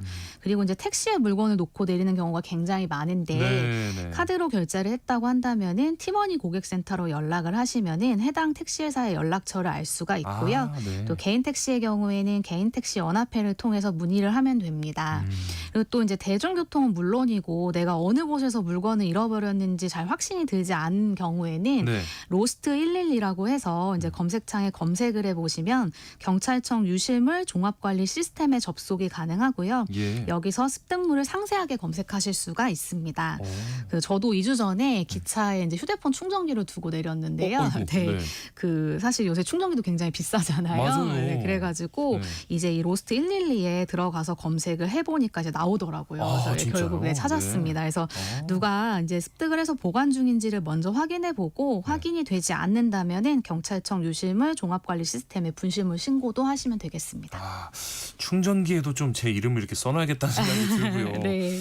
그러면 혹시 물건을 찾을 때 뭐 주의해야 될 사항은 없을까요? 네, 그 잃어버린 물건의 소유자가 나라는 사실을 입증해야 물건을 찾기가 용이한데요. 네. 그 저는 휴대폰 충전기를 잃어버린 그 칸의 호수와 그다음에 자석 번호 그리고 서울역 도착 시간을 말씀드려가지고 아하. 바로 찾을 수가 있었어요. 예. 그래서 이처럼 대중교통에 타시다가 잊어버리셨다고 한다면 승하차 시간, 물건의 구체적인 모양이나 특징을 좀 잘 설명할 수 있어야 할 것 같습니다. 네. 뭐 이와 관련해서 지난 5월에 아까 말씀드린 경찰청 유실물 종합관리 시스템에 유실물의 사진이나 분실 일자 등 간단한 정보만을 파악한 뒤에 유실물 센터를 찾아가서 잃어버린 물건을 찾으러 왔다고 거짓말을 해서 뭐 백화점 상품권, 뭐 현금, 유로화 이런 건 사실 이름이 써 있지도 않고 특징이 없잖아요. 그렇죠. 이런 네. 것들 그리고 지갑, 금팔찌 등을 챙긴 사람이 사기랑 업무방해, 점유이탈물 횡령죄로 징역 2년 2개월을 선고받은 사건도 있었습니다. 허허허, 네. 그래서 혹시라도 내 물건인데도 오해를 받을 수도 있고 또 정확하지 않은 정보를 제공해서 타인의 물건을 또 가져올 수도 있잖아요. 예, 그러니까 정확하게 잃어버린 물품에 대해 설명할 필요가 있겠습니다. 만약에 그러면 이렇게 분실물을 찾게 됐을 때 분실물 찾아준 사람한테 반드시 보상을 해줘야 되는 건가요? 네, 그 이와 관련해서는 유실물법에 규정이 되어 있는데요. 예. 물건을 찾은 사람은 물건 가액의 100분의 5 이상 또 100분의 20 범위 내에서 보상금을 습득자에게 지급을 해야 됩니다. 5에서 네. 20% 정도. 네, 맞습니다. 이것은 의무고요. 다만 이제 국가나 지방자치단체, 지방공사나 공단은 이런 보상금을 청구할 수가 없습니다. 아하, 네. 그래서 제가 아까 기차에서 잃어버린 휴대폰 충전기, 네, 이거를 철도공사에서 찾아줘서 아하. 저한테는 보상금을 요구할 수가 없었죠. 다행이네요. 네. 네, 그런데 만약에 개인이 뭐 예를 들어서 100만 원짜리 휴대전화를 찾아줬다고 한다면은 네. 5만 원에서 20만 원을 요구할 수가 있습니다. 네. 뭐 현금의 경우에도 찾아주었을 때 보상금을 요구할 수가 있는데요. 네. 좀 다만 수표의 경우에는 좀 주의를 하실 필요가 있는데 네. 우리가 이제 잃어버린 물건을 찾아줬을 때 보상금을 주는 이유가 이제 잃어버린 물건은 더 이상 내가 사용할 수가 없는데 찾아주면 이제 그 물건을 다시 사용할 수 있게끔 되는 거잖아요. 그렇죠. 그런데 수표 같은 경우에는 잃어버린 경우에 분실을 신고를 하고 재건 판결이라는 것을 받으면 수표를 다시 은행에서 발행을 해줘요. 그렇기 때문에 잃어버린 것을 찾아줬다고 해서 그 가치가 나한테 새롭게 부여되는 것은 아니거든요. 네. 그래서 이제 수표는 액면 금액을 기준으로 하지는 않습니다. 그래서 실제로 200억 원대의 분실 수표를 찾아주신 분이 200억 원이요? 네, 사실 보상금 규정에 의하면 어마어마한 부자가 되셨어야 했는데 그러니까요. 네. 보상금은 500만 원에 그친 사례도 있었습니다. 그래서 현금과 수표는 좀 다르다는 거 아시면 좋을 것 같고요. 예. 그리고 이러한 보상금은 물건을 돌려준 뒤에 한 달 이내로 청구를 해야 되고요. 만약에 물건을 찾아서 경찰서에 갖다 줬는데 네. 6개월이 넘게 주인이 나타나지 않으면 물건을 습득한 사람에게 소유권이 인정이 되는데 네. 물건 가치의 22%를 세금으로 내는 것이 조건입니다. 아하. 이 뭐 습득한 사람이 잘 돌려주면 좋겠지만 이게 또 막 뭐 보상금 같은 문제 때문에 다툼이 생겨서 물건을 잘 돌려주지 않는 경우도 있을 수 있잖아요. 이럴 때 어떻게 할까요? 네, 그 아까 말씀드렸듯이 유실법상의 보상금은 권고가 아니라 법적 의무 규정이거든요. 그래서 예. 따라서 이제 보상을 당연히 요구를 하실 수가 있는데요. 네. 그런데 반대로 또 보상을 해주지 않는다고 해서 물건을 돌려주지 않을 수 있는 권리가 있는 것은 아닙니다. 네. 그리고 또 보상은 정식 절차를 통해서 진행이 돼야 되는데요. 네. 어떤 분이 이제 이 보상금 규정을 아시고 습득한 물건의 20%의 자기 권리가 있다고 생각을 하신 거예요. 네. 그래서 피해자 가방에 있는 현금을 먼저 꺼내서 쓰시고 나머지를 이제 갖다 주신 사안이 있었는데 20% 안에서 이제 자기가 쓰고 네, 그래서 처벌을 받으신 사례가 있고요. 그렇죠. 네, 그리고 또 지난 5월에 주운 휴대폰에 대해서 보상금 등의 다툼 문제로 휴대전화를 돌려주지 않은 택시기사에게 네. 법원이 점유이탈물 횡령죄로 벌금 50만 원의 집행유예 1년을 선고한 사례도 있었습니다. 네. 따라서 물건을 습득하게 되면 경찰서에 가지고 가셔서 인계를 한 뒤에 보상은 경찰을 통해 의사를 전달하는 등의 절차를 밟는 게 좋겠습니다. 예. 방금 이 점유이탈물 횡령죄 말씀을 해주셨는데 정확히 이게 뭔가요? 그 많이들 이제 점유 이탈물 횡령죄와 절도죄를 헷갈려 하세요. 네네. 근데 일단 절도는 타인 점유하에 있는 타인의 재물을 가져가는 것을 말하고요. 네. 점유 이탈물 횡령죄는 유실물, 표류물과 같이 타인의 점유를 완전히 일탈한 재물을 가져가는 것을 말을 합니다.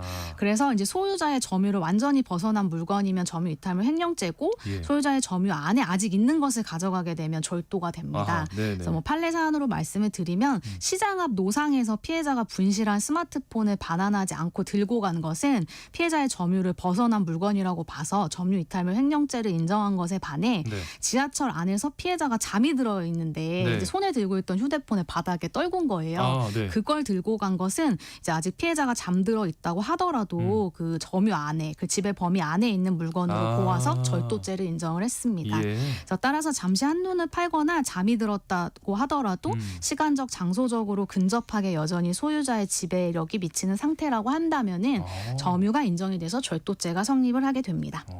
그러면 이 버스에 두고 내린 물건을 누군가 가지고 간다면 점유이탈물 횡령죄가 되는 건가요?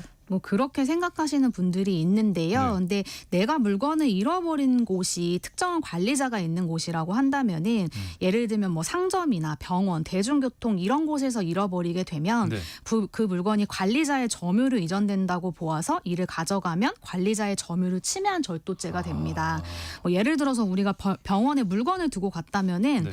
이거는 이제 만약에 병원에서 보관하고 있다가 찾아줄 수가 있잖아요. 그렇죠, 그런데 그렇죠. 그걸 가져가 버린다. 그러면 이걸 찾을 수 있는 기회를 박탈하고 이제 가져가는 것이 되기 때문에 절도죄가 되는 건 거죠. 예. 그래서 뭐 이렇게 관리자의 점유가 있는 곳에선 절도죄가 되고 이제 다만 길거리나 공원 같이 특정인의 관리가 미치지 않는 공공장소에 떨어진 물건을 가져가야 점유 이탈물 횡령죄가 되고 그런 게 아니라면 절도죄가 됩니다.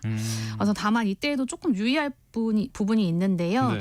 어떤 남성분이 길에 떨어진 2천만 원짜리 팔찌를 주운 혐의로 이제 기소가 되셨어요. 예. 근데 이분은 길에서 주웠기 때문에 절도가 아니라 점유 이탈물 횡령죄다라고 주장을 하셨거든요. 네네. 근데 법원에서는 팔찌 주인이 팔찌를 떨어뜨리고 불과 몇 분 후에 사실을 깨닫고 현장에 돌아와서 막 팔찌를 찾았던 점에 비추어 보면 아직까지는 점유 상태가 유지가 되고 있고 피해자가 돌아와서 충분히 찾을 수 있는 시간적인 그런 그 범위 안에 있었는데 이걸 들고 간 거는 절도죄다라고 해서 인정을 한 사안이 있습니다. 이 점유 여부를 단순히 뭐 거리로 이렇게 측정할 수 있는 게 아니고 또 뭐 시간도 될 수가 있고 여러 개 따져봐야 될 게 많네요. 네, 맞습니다. 그러니까 절도죄는 타인의 점유 아래에 있는 걸 가져오는 거고 점유이탈물 횡령죄는 이 타인의 점유가 이탈한 물건을 가져오는 거니까 절도죄 형량이 좀 더 무겁겠네요.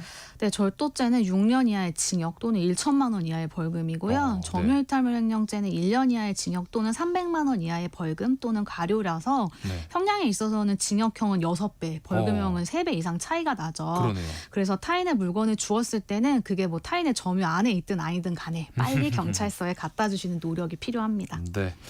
자, 그러면 타인의 물건을 주웠을 때 특히 좀 조심해야 할 부분이 있다면 어떤 게 있을까요? 그 절도든 점유 이탈물 횡령이든 이 두 죄가 성립을 하려면 불법 영득 의사라는 것이 필요합니다. 네. 그래서 이건 이제 불법으로 내가 이 물건을 갖겠다는 의사인데요. 아하. 문제는 내가 타인의 물건을 줍고 나서 네. 찾아주려는 하는 과정에서 이게 찾아주려고 소지를 했던 것인지 아니면 내가 가지려고 소지를 하는 것인지 판단하기가 어려울 수가 있죠. 네. 그래서 지난 6월에도 음식점 야외 테이블에 놓인 휴대전화를 가지고 갔다가 다음날 지하철역 직원에게 분실물이라고 건넸던 70대 남성이 절도죄로 이제 벌금 80만 원을 선고를 받았는데요. 네. 그 분실물은 휴대전화였는데 사실 출시된 지는 7년이나 지난 구형 모델이어가지고 네. 재물로서의 가치는 없었는데 법원에서는 음식점 주인에게 가져다주는 등의 주인을 찾기 위한 노력을 기울이지 않았고 또 다음 날까지 가지고 있다가 음식점과 전혀 상관이 없는 역에다가 습득물이라고 건넨 행위는 자신이 가지려고 했던 의사가 있었다라고 본 거죠. 예. 그래서 습득한 물건을 즉시 경찰서나 관리인에게 뭐 신고하거나 인계하는 등의 소유자를 찾아주기 위한 적극적인 노력을 기울였다면은 불법 영득 의사가 부정될 가능성이 높지만은 네. 뭐 상당 기간 아무런 조치 없이 물건을 소지하거나 소유자의 연락을 의도적으로 피하는 거나 뭐 비합리적인 변명을 하는 경우에는 불법 영득 의사가 인정될 수가 있겠습니다. 야, 그러니까 물건을 주었다면 곧바로 가까운 뭐 경찰서나 관리인에게 네. 즉시 이렇게 넘겨주는 게 가장 좋겠네요. 좋은 의도로 물건 찾아주려다가 되려 곤욕을 치를 수도 있겠어요. 네, 맞아요. 그래서 실제로 이런 불법 영득 의사와 관련해서 지갑을 고의로 떨어뜨리고 이를 가져간 사람들을 절도범이나 점유이탈물 횡령으로 몰아서 금품을 뜯어내던 사례가 있기도 했었습니다. 네. 죽자마자 어디선가 나타나가지고 가져가려고 했던 거지 이렇게 하면서 신고할 거야 이렇게 예. 말을 하는 거죠. 그래서 타인의 물건을 줍게 되면 바로 경찰서로 가져가거나 네. 최소 주운 곳의 관리자에게 인계를 해서 주인을 찾아줄 수 있도록 하는 것이 필요하고요. 네. 만약에 뭐 관리자도 보이지 않고 내가 지금 당장 시간도 좀 없다라고 하면 네. 112로 전화를 해서 물건을 주웠는데 인근 지구대나 경찰서로 언제까지 가지고 가겠다라고 미리 말씀을 해두시면 좋을 것 같습니다. 전화로 일단 급한 대로 미리 보고를 해놓는 거군요. 네, 신고를. 맞습니다. 아하. 자, 슬기로운 법률생활 오늘은 유실물과 관련한 절도죄, 점유이탈물 횡령죄에 대해서 이야기 나눠봤습니다. 관련해서 궁금한 점 있으시거나 또 상담 필요하신 분들 계속해서 문자 보내주시기 바랍니다. 저희 천수희 변호사가 상담해 드리겠습니다.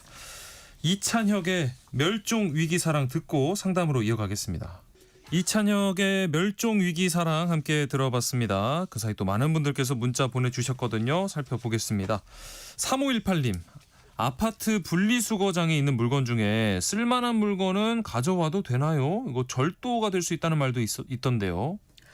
네, 그 아파트 분리수거장에 있는 물건은 이제 크게 두 가지로 볼 수 있을 것 같은데 네. 하나는 이제 분리수거함에 배출된 물건이 있을 수 있을 것 같고요. 네. 하나는 또 폐기물 스티커가 부착돼서 나와 있는 그렇죠. 물건이 있을 수 있을 것 같거든요. 네. 근데 먼저 그 분리수거함에 배출된 물건은 소유자가 소유권을 포기한 것이라고 하더라도 네. 거기다 버리는 순간에 아파트 관리 주체, 뭐 예를 들면 관리사무소라든지 아니면 입주자 대표회의의 사실상 지배 아래 놓이게 됩니다.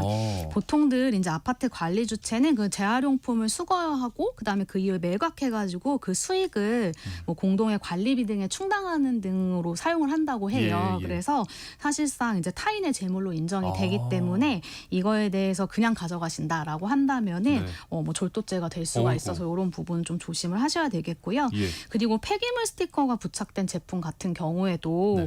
이제 사실 폐기물 스티커를 붙여서 내놓는 순간 이제 지방자치단체로 권리가 이전이 돼요. 네. 그래서 이제 지방자치단체가 관리하고 있는 제물로 보아야 되고요.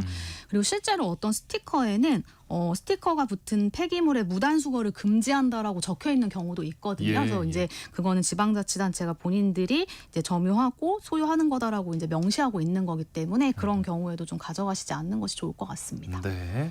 7109님, 아파트 근처에 큰 마트가 있는데 사람들이 이 카트를 그대로 가져왔다가 다음 장 보낼 때 가져가서 돌려주더라고요. 이거 문제 없는 걸까요? 하셨어요. 저도 이 얘기를 들었는데 아파트 근처에 큰 이제 마트가 있는 경우에는 그 예. 카트를 수거하러 다니는 아르바이트생까지 고용한다고 하더라고요. 그래요? 너무 많이들 가지고 아이고. 가셔서. 근데 사실은 이제 이거 카트를 가지고 왔다가 다시 장 보는 날 갖다 줬으니까 문제가 되지 않는 거 아니냐라고 생각하실 수가 있는데 네. 이미 가지고 집에 가신 순간 절도죄가 성립을 하고요. 예. 그걸 나중에 갖다 주신다고 하더라도 죄가 성립된 것에는 영향을 미치지가 않습니다. 아. 그래서 이렇게 카트 뭐 잠시 쓰고 갖다 준다라고 생각하시지만 절대 가지고 오시면 안 될 것 같습니다. 네. 허락 없이는 절대 안 됩니다. 네. 9695님, 이러시면 안 되는데 주운 카드를 사용했다면 어떤 처벌을 받나요? 네, 이거 단순 이제, 궁금증이겠죠. 네. 근데 사실 이제 아까 주운 물건을 가지고 가게 되면 점유이탈물 횡령이나 절도가 된다고 말씀을 드렸잖아요. 네. 카드의 경우에는 훨씬 더 큰 죄들이 적용이 됩니다. 그래서 점유이탈물 횡령죄는 당연하고요. 네. 거기에 플러스 저희가 이제 카드를 사용하려면은 상점의 주인에게 카드를 내밀어야 되잖아요. 그렇죠. 그리고 이제 사인까지도 하게 되는데 그건 아하. 사기죄에 해당을 해요. 내가 이 물건으로 이걸 이제 이 신용을 사용해서 물건을 네. 구입할 수 없음에도 불구하고 아하. 이제 사기를 쳤다고 보는 거죠. 사기죄에도 해당을 하고요. 예. 그리고 또 여신 전문 금융업법이라는 것이 있어요. 거기에 네. 신용카드 부정사용죄가 있거든요. 예. 그래서 이 죄에도 해당을 합니다. 2중 3중으로 네, 처벌받는 맞습니다. 그래서 뭐 주운 카드 당연히 사용하시면 안 되고요. 뭐 그렇죠. 그냥 물건 주운 것보다 훨씬 더 큰 죄로 처벌될 수 있다는 거 말씀을 드리겠습니다. 네. 김명수님께서 매장에 일하다 보면 손님들이 놓고 가시는 물건들 많은데 한 달이 넘도록 찾으러 오지 않으시는 경우가 많습니다. 특히 우산. 그래서 뭐 비 오는 날 우산 없는 손님께 드리거나 하는데 이거 혹시 문제가 될까요? 하셨어요. 문제가 될 것 같아요. 어이구. 왜냐하면은 예, 예. 이게 손님들이 소유권을 완전히 포기하고 버리고 간 물건이 아니라 네. 잠깐 잊어버린 물건이기 있고, 네. 때문에 나중에 찾으러 오실 수가 있잖아요. 그래서 네. 여전히 손님들에게 소유권이 인정이 되는 것인데 만약에 이제 제가 아까 말씀드렸듯이 6개월 넘게 주인이 나타나지 않으면은 네. 습득한 사람에게 소유권이 인정이 되는데 이때도 물건 가치의 22%를 세금으로 내는 걸 조건으로 해서 내가 이걸 이제 그 다음부터 처분할 수가 있는 아하, 거거든요. 그런데 네. 이렇게 나의 소유권도 없이 그냥 비 오는 날 우산 없는 분들께 주신다. 이렇게 되면 나중에 이것도 점유 이탈물 횡령죄로 처벌받을 수 있는 사안이 될 수 있을 것 같습니다. 네. 1004님, 1004.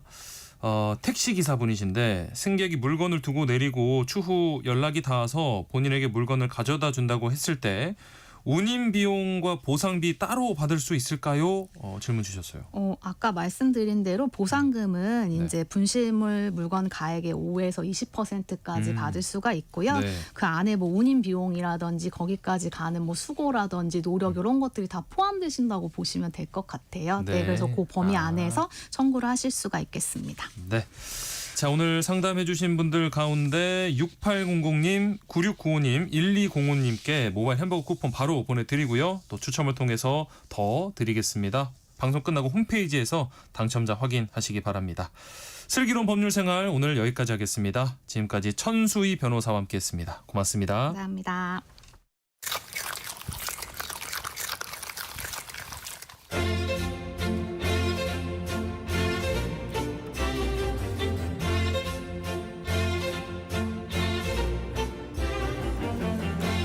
점심 식사하셨나요? 오늘 먹은 점심 한 끼, 그 안에 담긴 구구절절한 역사까지 맛보고 가시죠. 흥미진진 음식 역사 한 끼 실록 이용재 음식평론가와 함께합니다. 안녕하십니까? 안녕하세요. 음식평론가 이용재입니다. 반갑습니다. 네. 저희가 뭐 매주 음식 관련된 얘기들 이어가고 있는데 오늘은 장소에 대한 얘기를 들고 오셨더라고요. 네, 이제 여름이 끝난 것 같습니다. 네. 정말 그 1년 가운데 최고의 날씨를 누리고 있는데요. 네. 안타깝게도 이제 날씨가 좀 좋다 싶으면 끝나버리고 이제 곧 추워지죠. 맞아요. 네. 그럼 이제 흔한 말로 몸을 지져야 한다 하면서 찜질방 또는 목욕탕을 찾는 분들 여전히 아직도 많으실 겁니다. 네. 그런데 아무래도 그 예전만은 못한 건 확실해요. 왜냐하면 이제 코로나 팬데믹 당시에 목욕탕과 찜질방이 사회적 거리두기에 영향을 가장 크게 받았죠. 그렇죠. 그러면서 발걸음이 좀 뜸해져서 아쉽습니다. 예. 이제 생각해 보시면 머리에 이제 수건 좀 둘러서 양머리 하시고도 양머리, 네. 예, 둘러앉아서 이제 구운 계란 까서 먹고 그렇죠. 또 식혜도 마시고 뜨뜻한 바닥에 등이랑 허리도 지지고 그러면 참 즐거운데 말이죠. 맞아요. 우리 아나운서님도 찜질방 어떻게 좋아하시나요? 저도 뭐 소위 몸 지지는 거 좋아해서 그러시군요. 뭐 어렸을 때도 친구들하고 찜질방 자주 갔던 기억이 있는데 네. 요즘 진짜 그런 문화가 조금 많이 사라진 것 같아서 좀 그렇습니다. 아쉽긴 하거든요. 오늘 그러면 이 찜질방에 대한 이야기일까요? 물론 이제 찜질방도 음식 메뉴에 따라 인기가 갈리고 네. 그래서 뭐 할 이야기가 없는 건 아닙니다만 네. 오늘은 그와 비슷한 옛날의 주막 이야기를 좀 해볼까 합니다. 주막. 네, 네. 이게 사실 우리가 주막 따로 찜질방 따로 생각을 해서 그렇지 네. 곰곰이 뜯어보면 둘 사이에 공통점이 제법 많습니다. 예. 간단한 식사를 할 수가 있고요. 아하. 또 숙박 공간 역할도 제법 합니다. 네, 그렇죠. 그리고 물론 뜨뜻한 온돌에 발을 뻗고 누울 수 있다는 점도 무시할 수가 없고요. 아니 사실 주막이라고 하면은 사극에서 많이 봤죠. 뭐 이렇게 먼 길 가다가 중간에 쉬면서 밥도 먹고 하룻밤 눈도 붙이는 그런 그러니까 쉬는 공간으로 그려지는 게 떠오르는데요. 그렇습니다. 뭐 주모 여기 국밥 한 그릇 주시오 이러는 그렇죠. 대사가 네. 머릿속에서 그냥 조건 반사적으로 떠오릅니다. 네. 저의 어린 시절엔 뭐 집 근처에가 민속촌이 있어가지고요. 예. 주막에서 놀러 가가지고 곰탕을 먹었던 기억이 납니다. 정말요? 네, 그런데 이렇게 우리가 알고 있는 주막의 전형적인 모습이 설정의 오류라는 지적이 있습니다. 이제 주막에 대해서 네. 지나치게 낭만적으로 생각한다. 뭐 그런 이야기인데요. 네. 사실 그 주막의 유래에 대한 설도 굉장히 분분합니다. 예. 멀리 보는 이들은 신라 시대까지 거슬러 올라가요. 그래서 김유신이 어릴 때 드나들었던 경주 천관의 술집이 효시라고 봅니다. 예. 한편 이제 좀 더 현실적인 시각을 가진 이들은 조선 후기 즉 18세기를 주막의 전성시대라고 이야기하고 있습니다. 네. 이때 이제 대동법이 시행이 됐고요. 예. 그래서 이제 상품 경제가 발달해 화폐 유통량이 늘면서 술과 밥, 더 나아가 숙박까지 이제 돈과 교환할 수 있는 식당 겸 여관이 그때 본격적으로 등장하고 자리를 잡았다. 그런 주장이죠. 예. 그래서 조선시대 이전을 그린 사극에서 주막이 등장하는 상황은 이제 이분들은 설정의 오류다 이렇게 본다고 합니다. 고증에 조금 부족했다라는 거죠. 네. 과거에 그러면은 어떤 곳을 주막이라고 불렀던 건가요? 그게 이제 잘 들여다보시면 명칭에 답이 있습니다. 네. 주막이라는 게 술 주자에 장막 막자거든요. 그래서 이제 술을 파는 장막, 즉 가건물인데요. 네. 그렇기 때문에 이게 이제 체계적인 요식 혹은 숙박업소라고 말하기가 좀 어렵습니다. 그저 이제 교통의 유지에 네. 민간이 생계를 위해서 다소 엉성하게 차려놓고 장사를 하는 오늘날로 치자면 이제 노점 같은 수준이 아니었을까 보고 있습니다. 예. 근데 이제 신윤복의 주사겁에라는 작품에 네. 주막 풍경이 이렇게 그려져 있는데요. 꽤 이제 멋스럽게 그려져 있어가지고 네. 그 정도라면 당장 그림 속으로 뛰어들어가서 술 한잔 마시고 싶은 생각이 들거든요. 네. 그런데 당시의 형편을 생각을 하면 아무래도 주막은 초가집이었을 가능성이 높고요. 네. 신윤복이 이제 미화를 해서 좀 그린 게 아닌가 이런 생각이 듭니다. 네. 그래서 이 모든 것을 이제 감안해서 생각을 해보면 주막이 무허가 불법 업소였다는 그런 주장도 있습니다. 주막. 그러면은 이제 뭐 일단 술을 팔았다는 거는 확실한데 네. 보통 보면 뭐 술만 이렇게 딸랑 팔지 않잖아요. 그렇죠. 사극에서 그려지는 것처럼 국밥도 팔고 그랬겠죠? 네, 주막이라면 이제 불법이든 아니든 술과 국밥 정도는 기본으로 갖췄습니다. 네. 일단 이제 술은 막 걸러낸 막걸리 위주였고요. 예. 그다음에 진국, 즉 오래고와 걸쭉한 국물도 딸려 나왔습니다. 이제 통영 같은 저쪽 남부지방에 가면 닷지라는 술집이 있거든요. 네, 그렇죠. 아시죠? 네, 네. 이런 술집과 비슷하게 술을 한 사발 시킬 때마다 안주가 한 점씩 공짜로 딸려 나왔다고 하는데요. 육포나 어포 같은 마른 안주, 네. 또 삶은 돼지고기나 너비아니, 떡산적, 생선구이 같은 진안주가 있었습니다. 예. 그리고 국밥은 양지머리로 맑은 국물을 내고 간장으로 간을 맞춘 장국밥이었죠. 이렇게 음식 얘기 나오니까 막 배가 고프고 침이 나오는데 그러면은 이 주막들마다 또 뭔가 파는 음식 자신 있는 음식이 또 달랐겠네요. 네, 이제 국밥의 경우를 보시면 영남 지방 주막에서는 육개장을 내기도 했습니다. 네, 아니면 이제 살점을 발라낸 소뼈를 푹 끓여서 된장을 풀어 간을 맞추고요. 네. 배추우거지나 선지를 더해 끓인 해장국 또는 술국을 내기도 했죠. 예. 먹고 싶어지네요. 네. 이렇게 소뼈로 국물을 내는 곳은 아무래도 술안주로도 삶은 양지나 소머리 편육, 혀와 간, 속꼬리 같은 이제 쇠고기 안주를 냈을 거라 보고 있습니다. 네. 뭐 지역마다 기후 등으로 인해서 농수 축산물 사정이 다르니까요. 네. 아무래도 식사나 안주도 조금씩 달랐으리라 추측을 할 수 있습니다.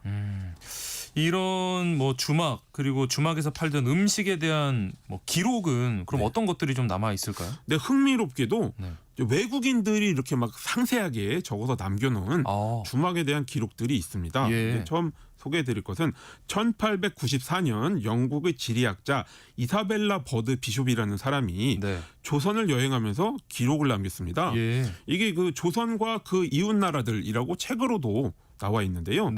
이제 뭐 내용을 들어보면 대부분의 주막에서 밥과 계란, 채소와 국, 아주 가는 국수, 말린 미역 요리 등을 사 먹을 수 있었다고 합니다. 또한 이제 밀가루와 설탕과 기름으로 만든 한국식 패스트푸드, 이게 뭘까요? 뭐죠 이게? 이게 약과입니다. 약과.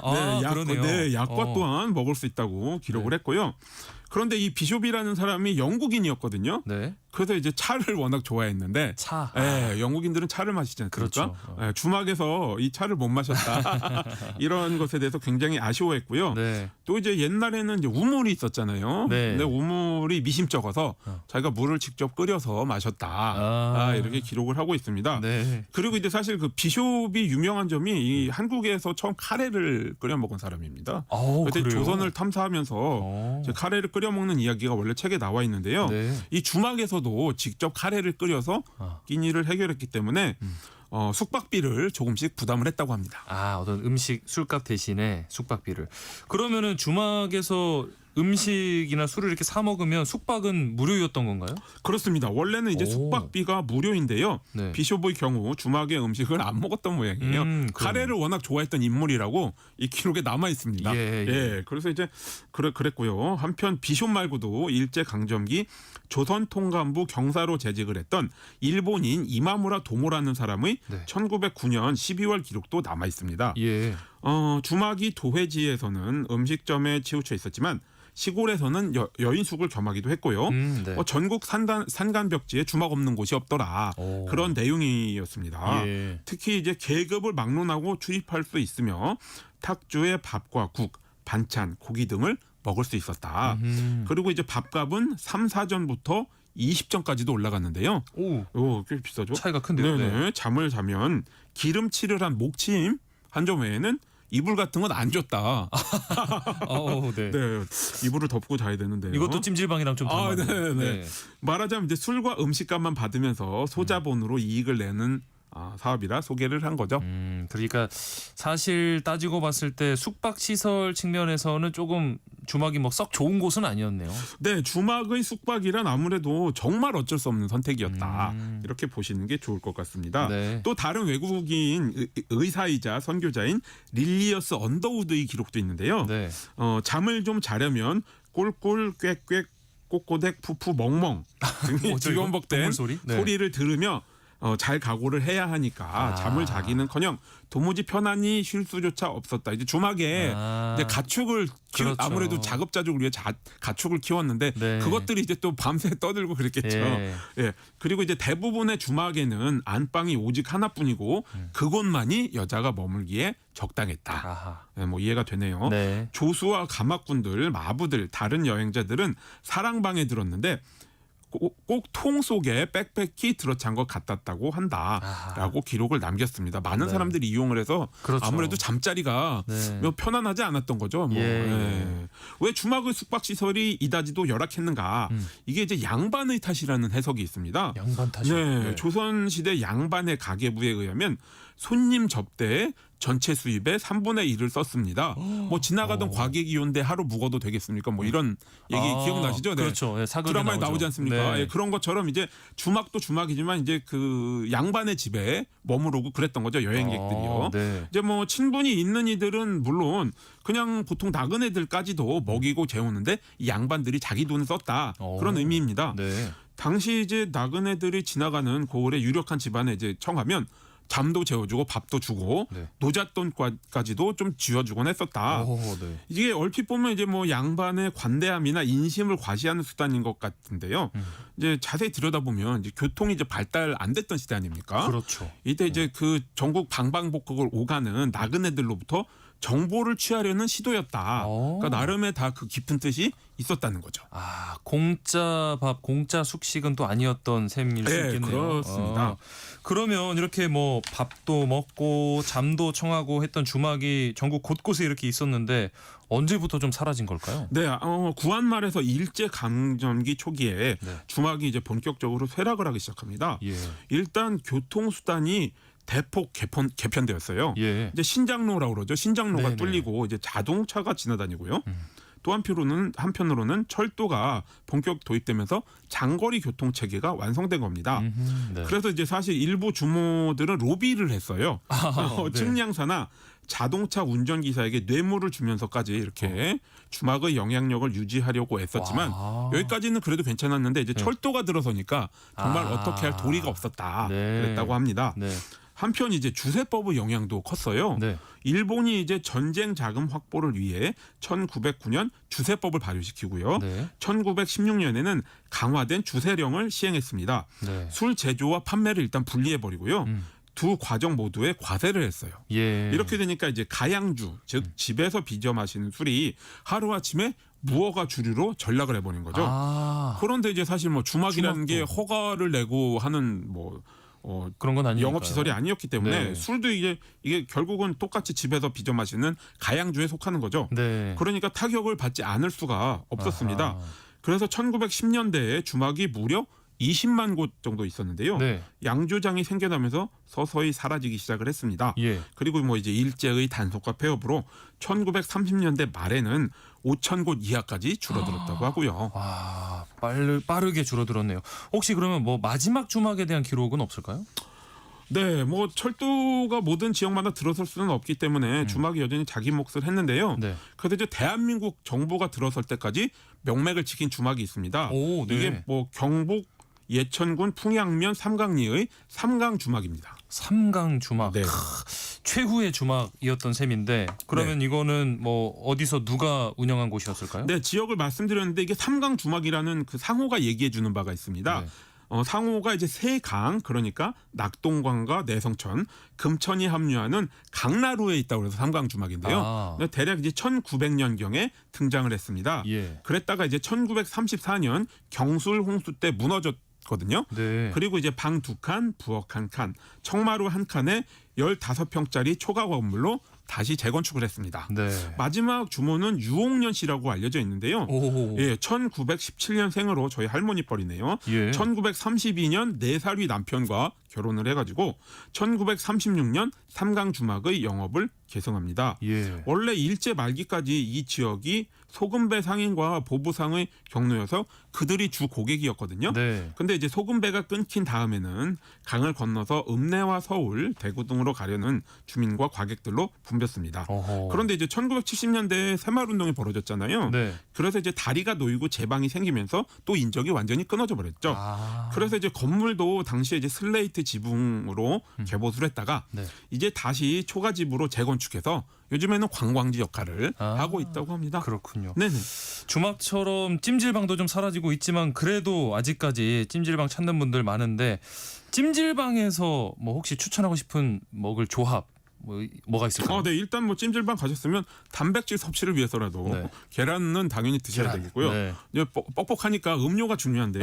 네. 단 거를 잘 드시면 이제 식혜 드시면 좋고요. 예. 아니면 이제 아이스 커피가 아이스 좋겠죠. 커피. 예. 네, 그리고 이제 땀을 빼면서 이른 미네랄을 보충하는데 또 미역국이 좋은데요. 미역국 내는 찜질방이 있으니까 또 한번 또 드셔보시기 바랍니다. 뭐 술만 없지 뭐 주막 다른 없는 그러네요. 것 같습니다. 네. 네. 찜질방. 자, 한 끼 실록 오늘 이야기 여기서 마무리하겠습니다. 지금까지 이용재 음식평론가와 함께했습니다. 고맙습니다. 네, 감사합니다. 세상의 모든 정보 오늘 순서 여기서 마무리하겠습니다. 오늘 모바일 쿠폰 당첨자는 저희 홈페이지 공지사항에서 확인하실 수 있습니다. 2주간 제가 휴가를 다녀왔는데요. 또 문자로 돌아와서 좋다, 환영한다는 이렇게 문자를 많이 보내주셔서 또 기분 좋게 오늘 진행을 했습니다. 이 기분 그대로 저는 내일 다시 찾아뵙겠습니다. 여러분 행복한 오후 보내시고요.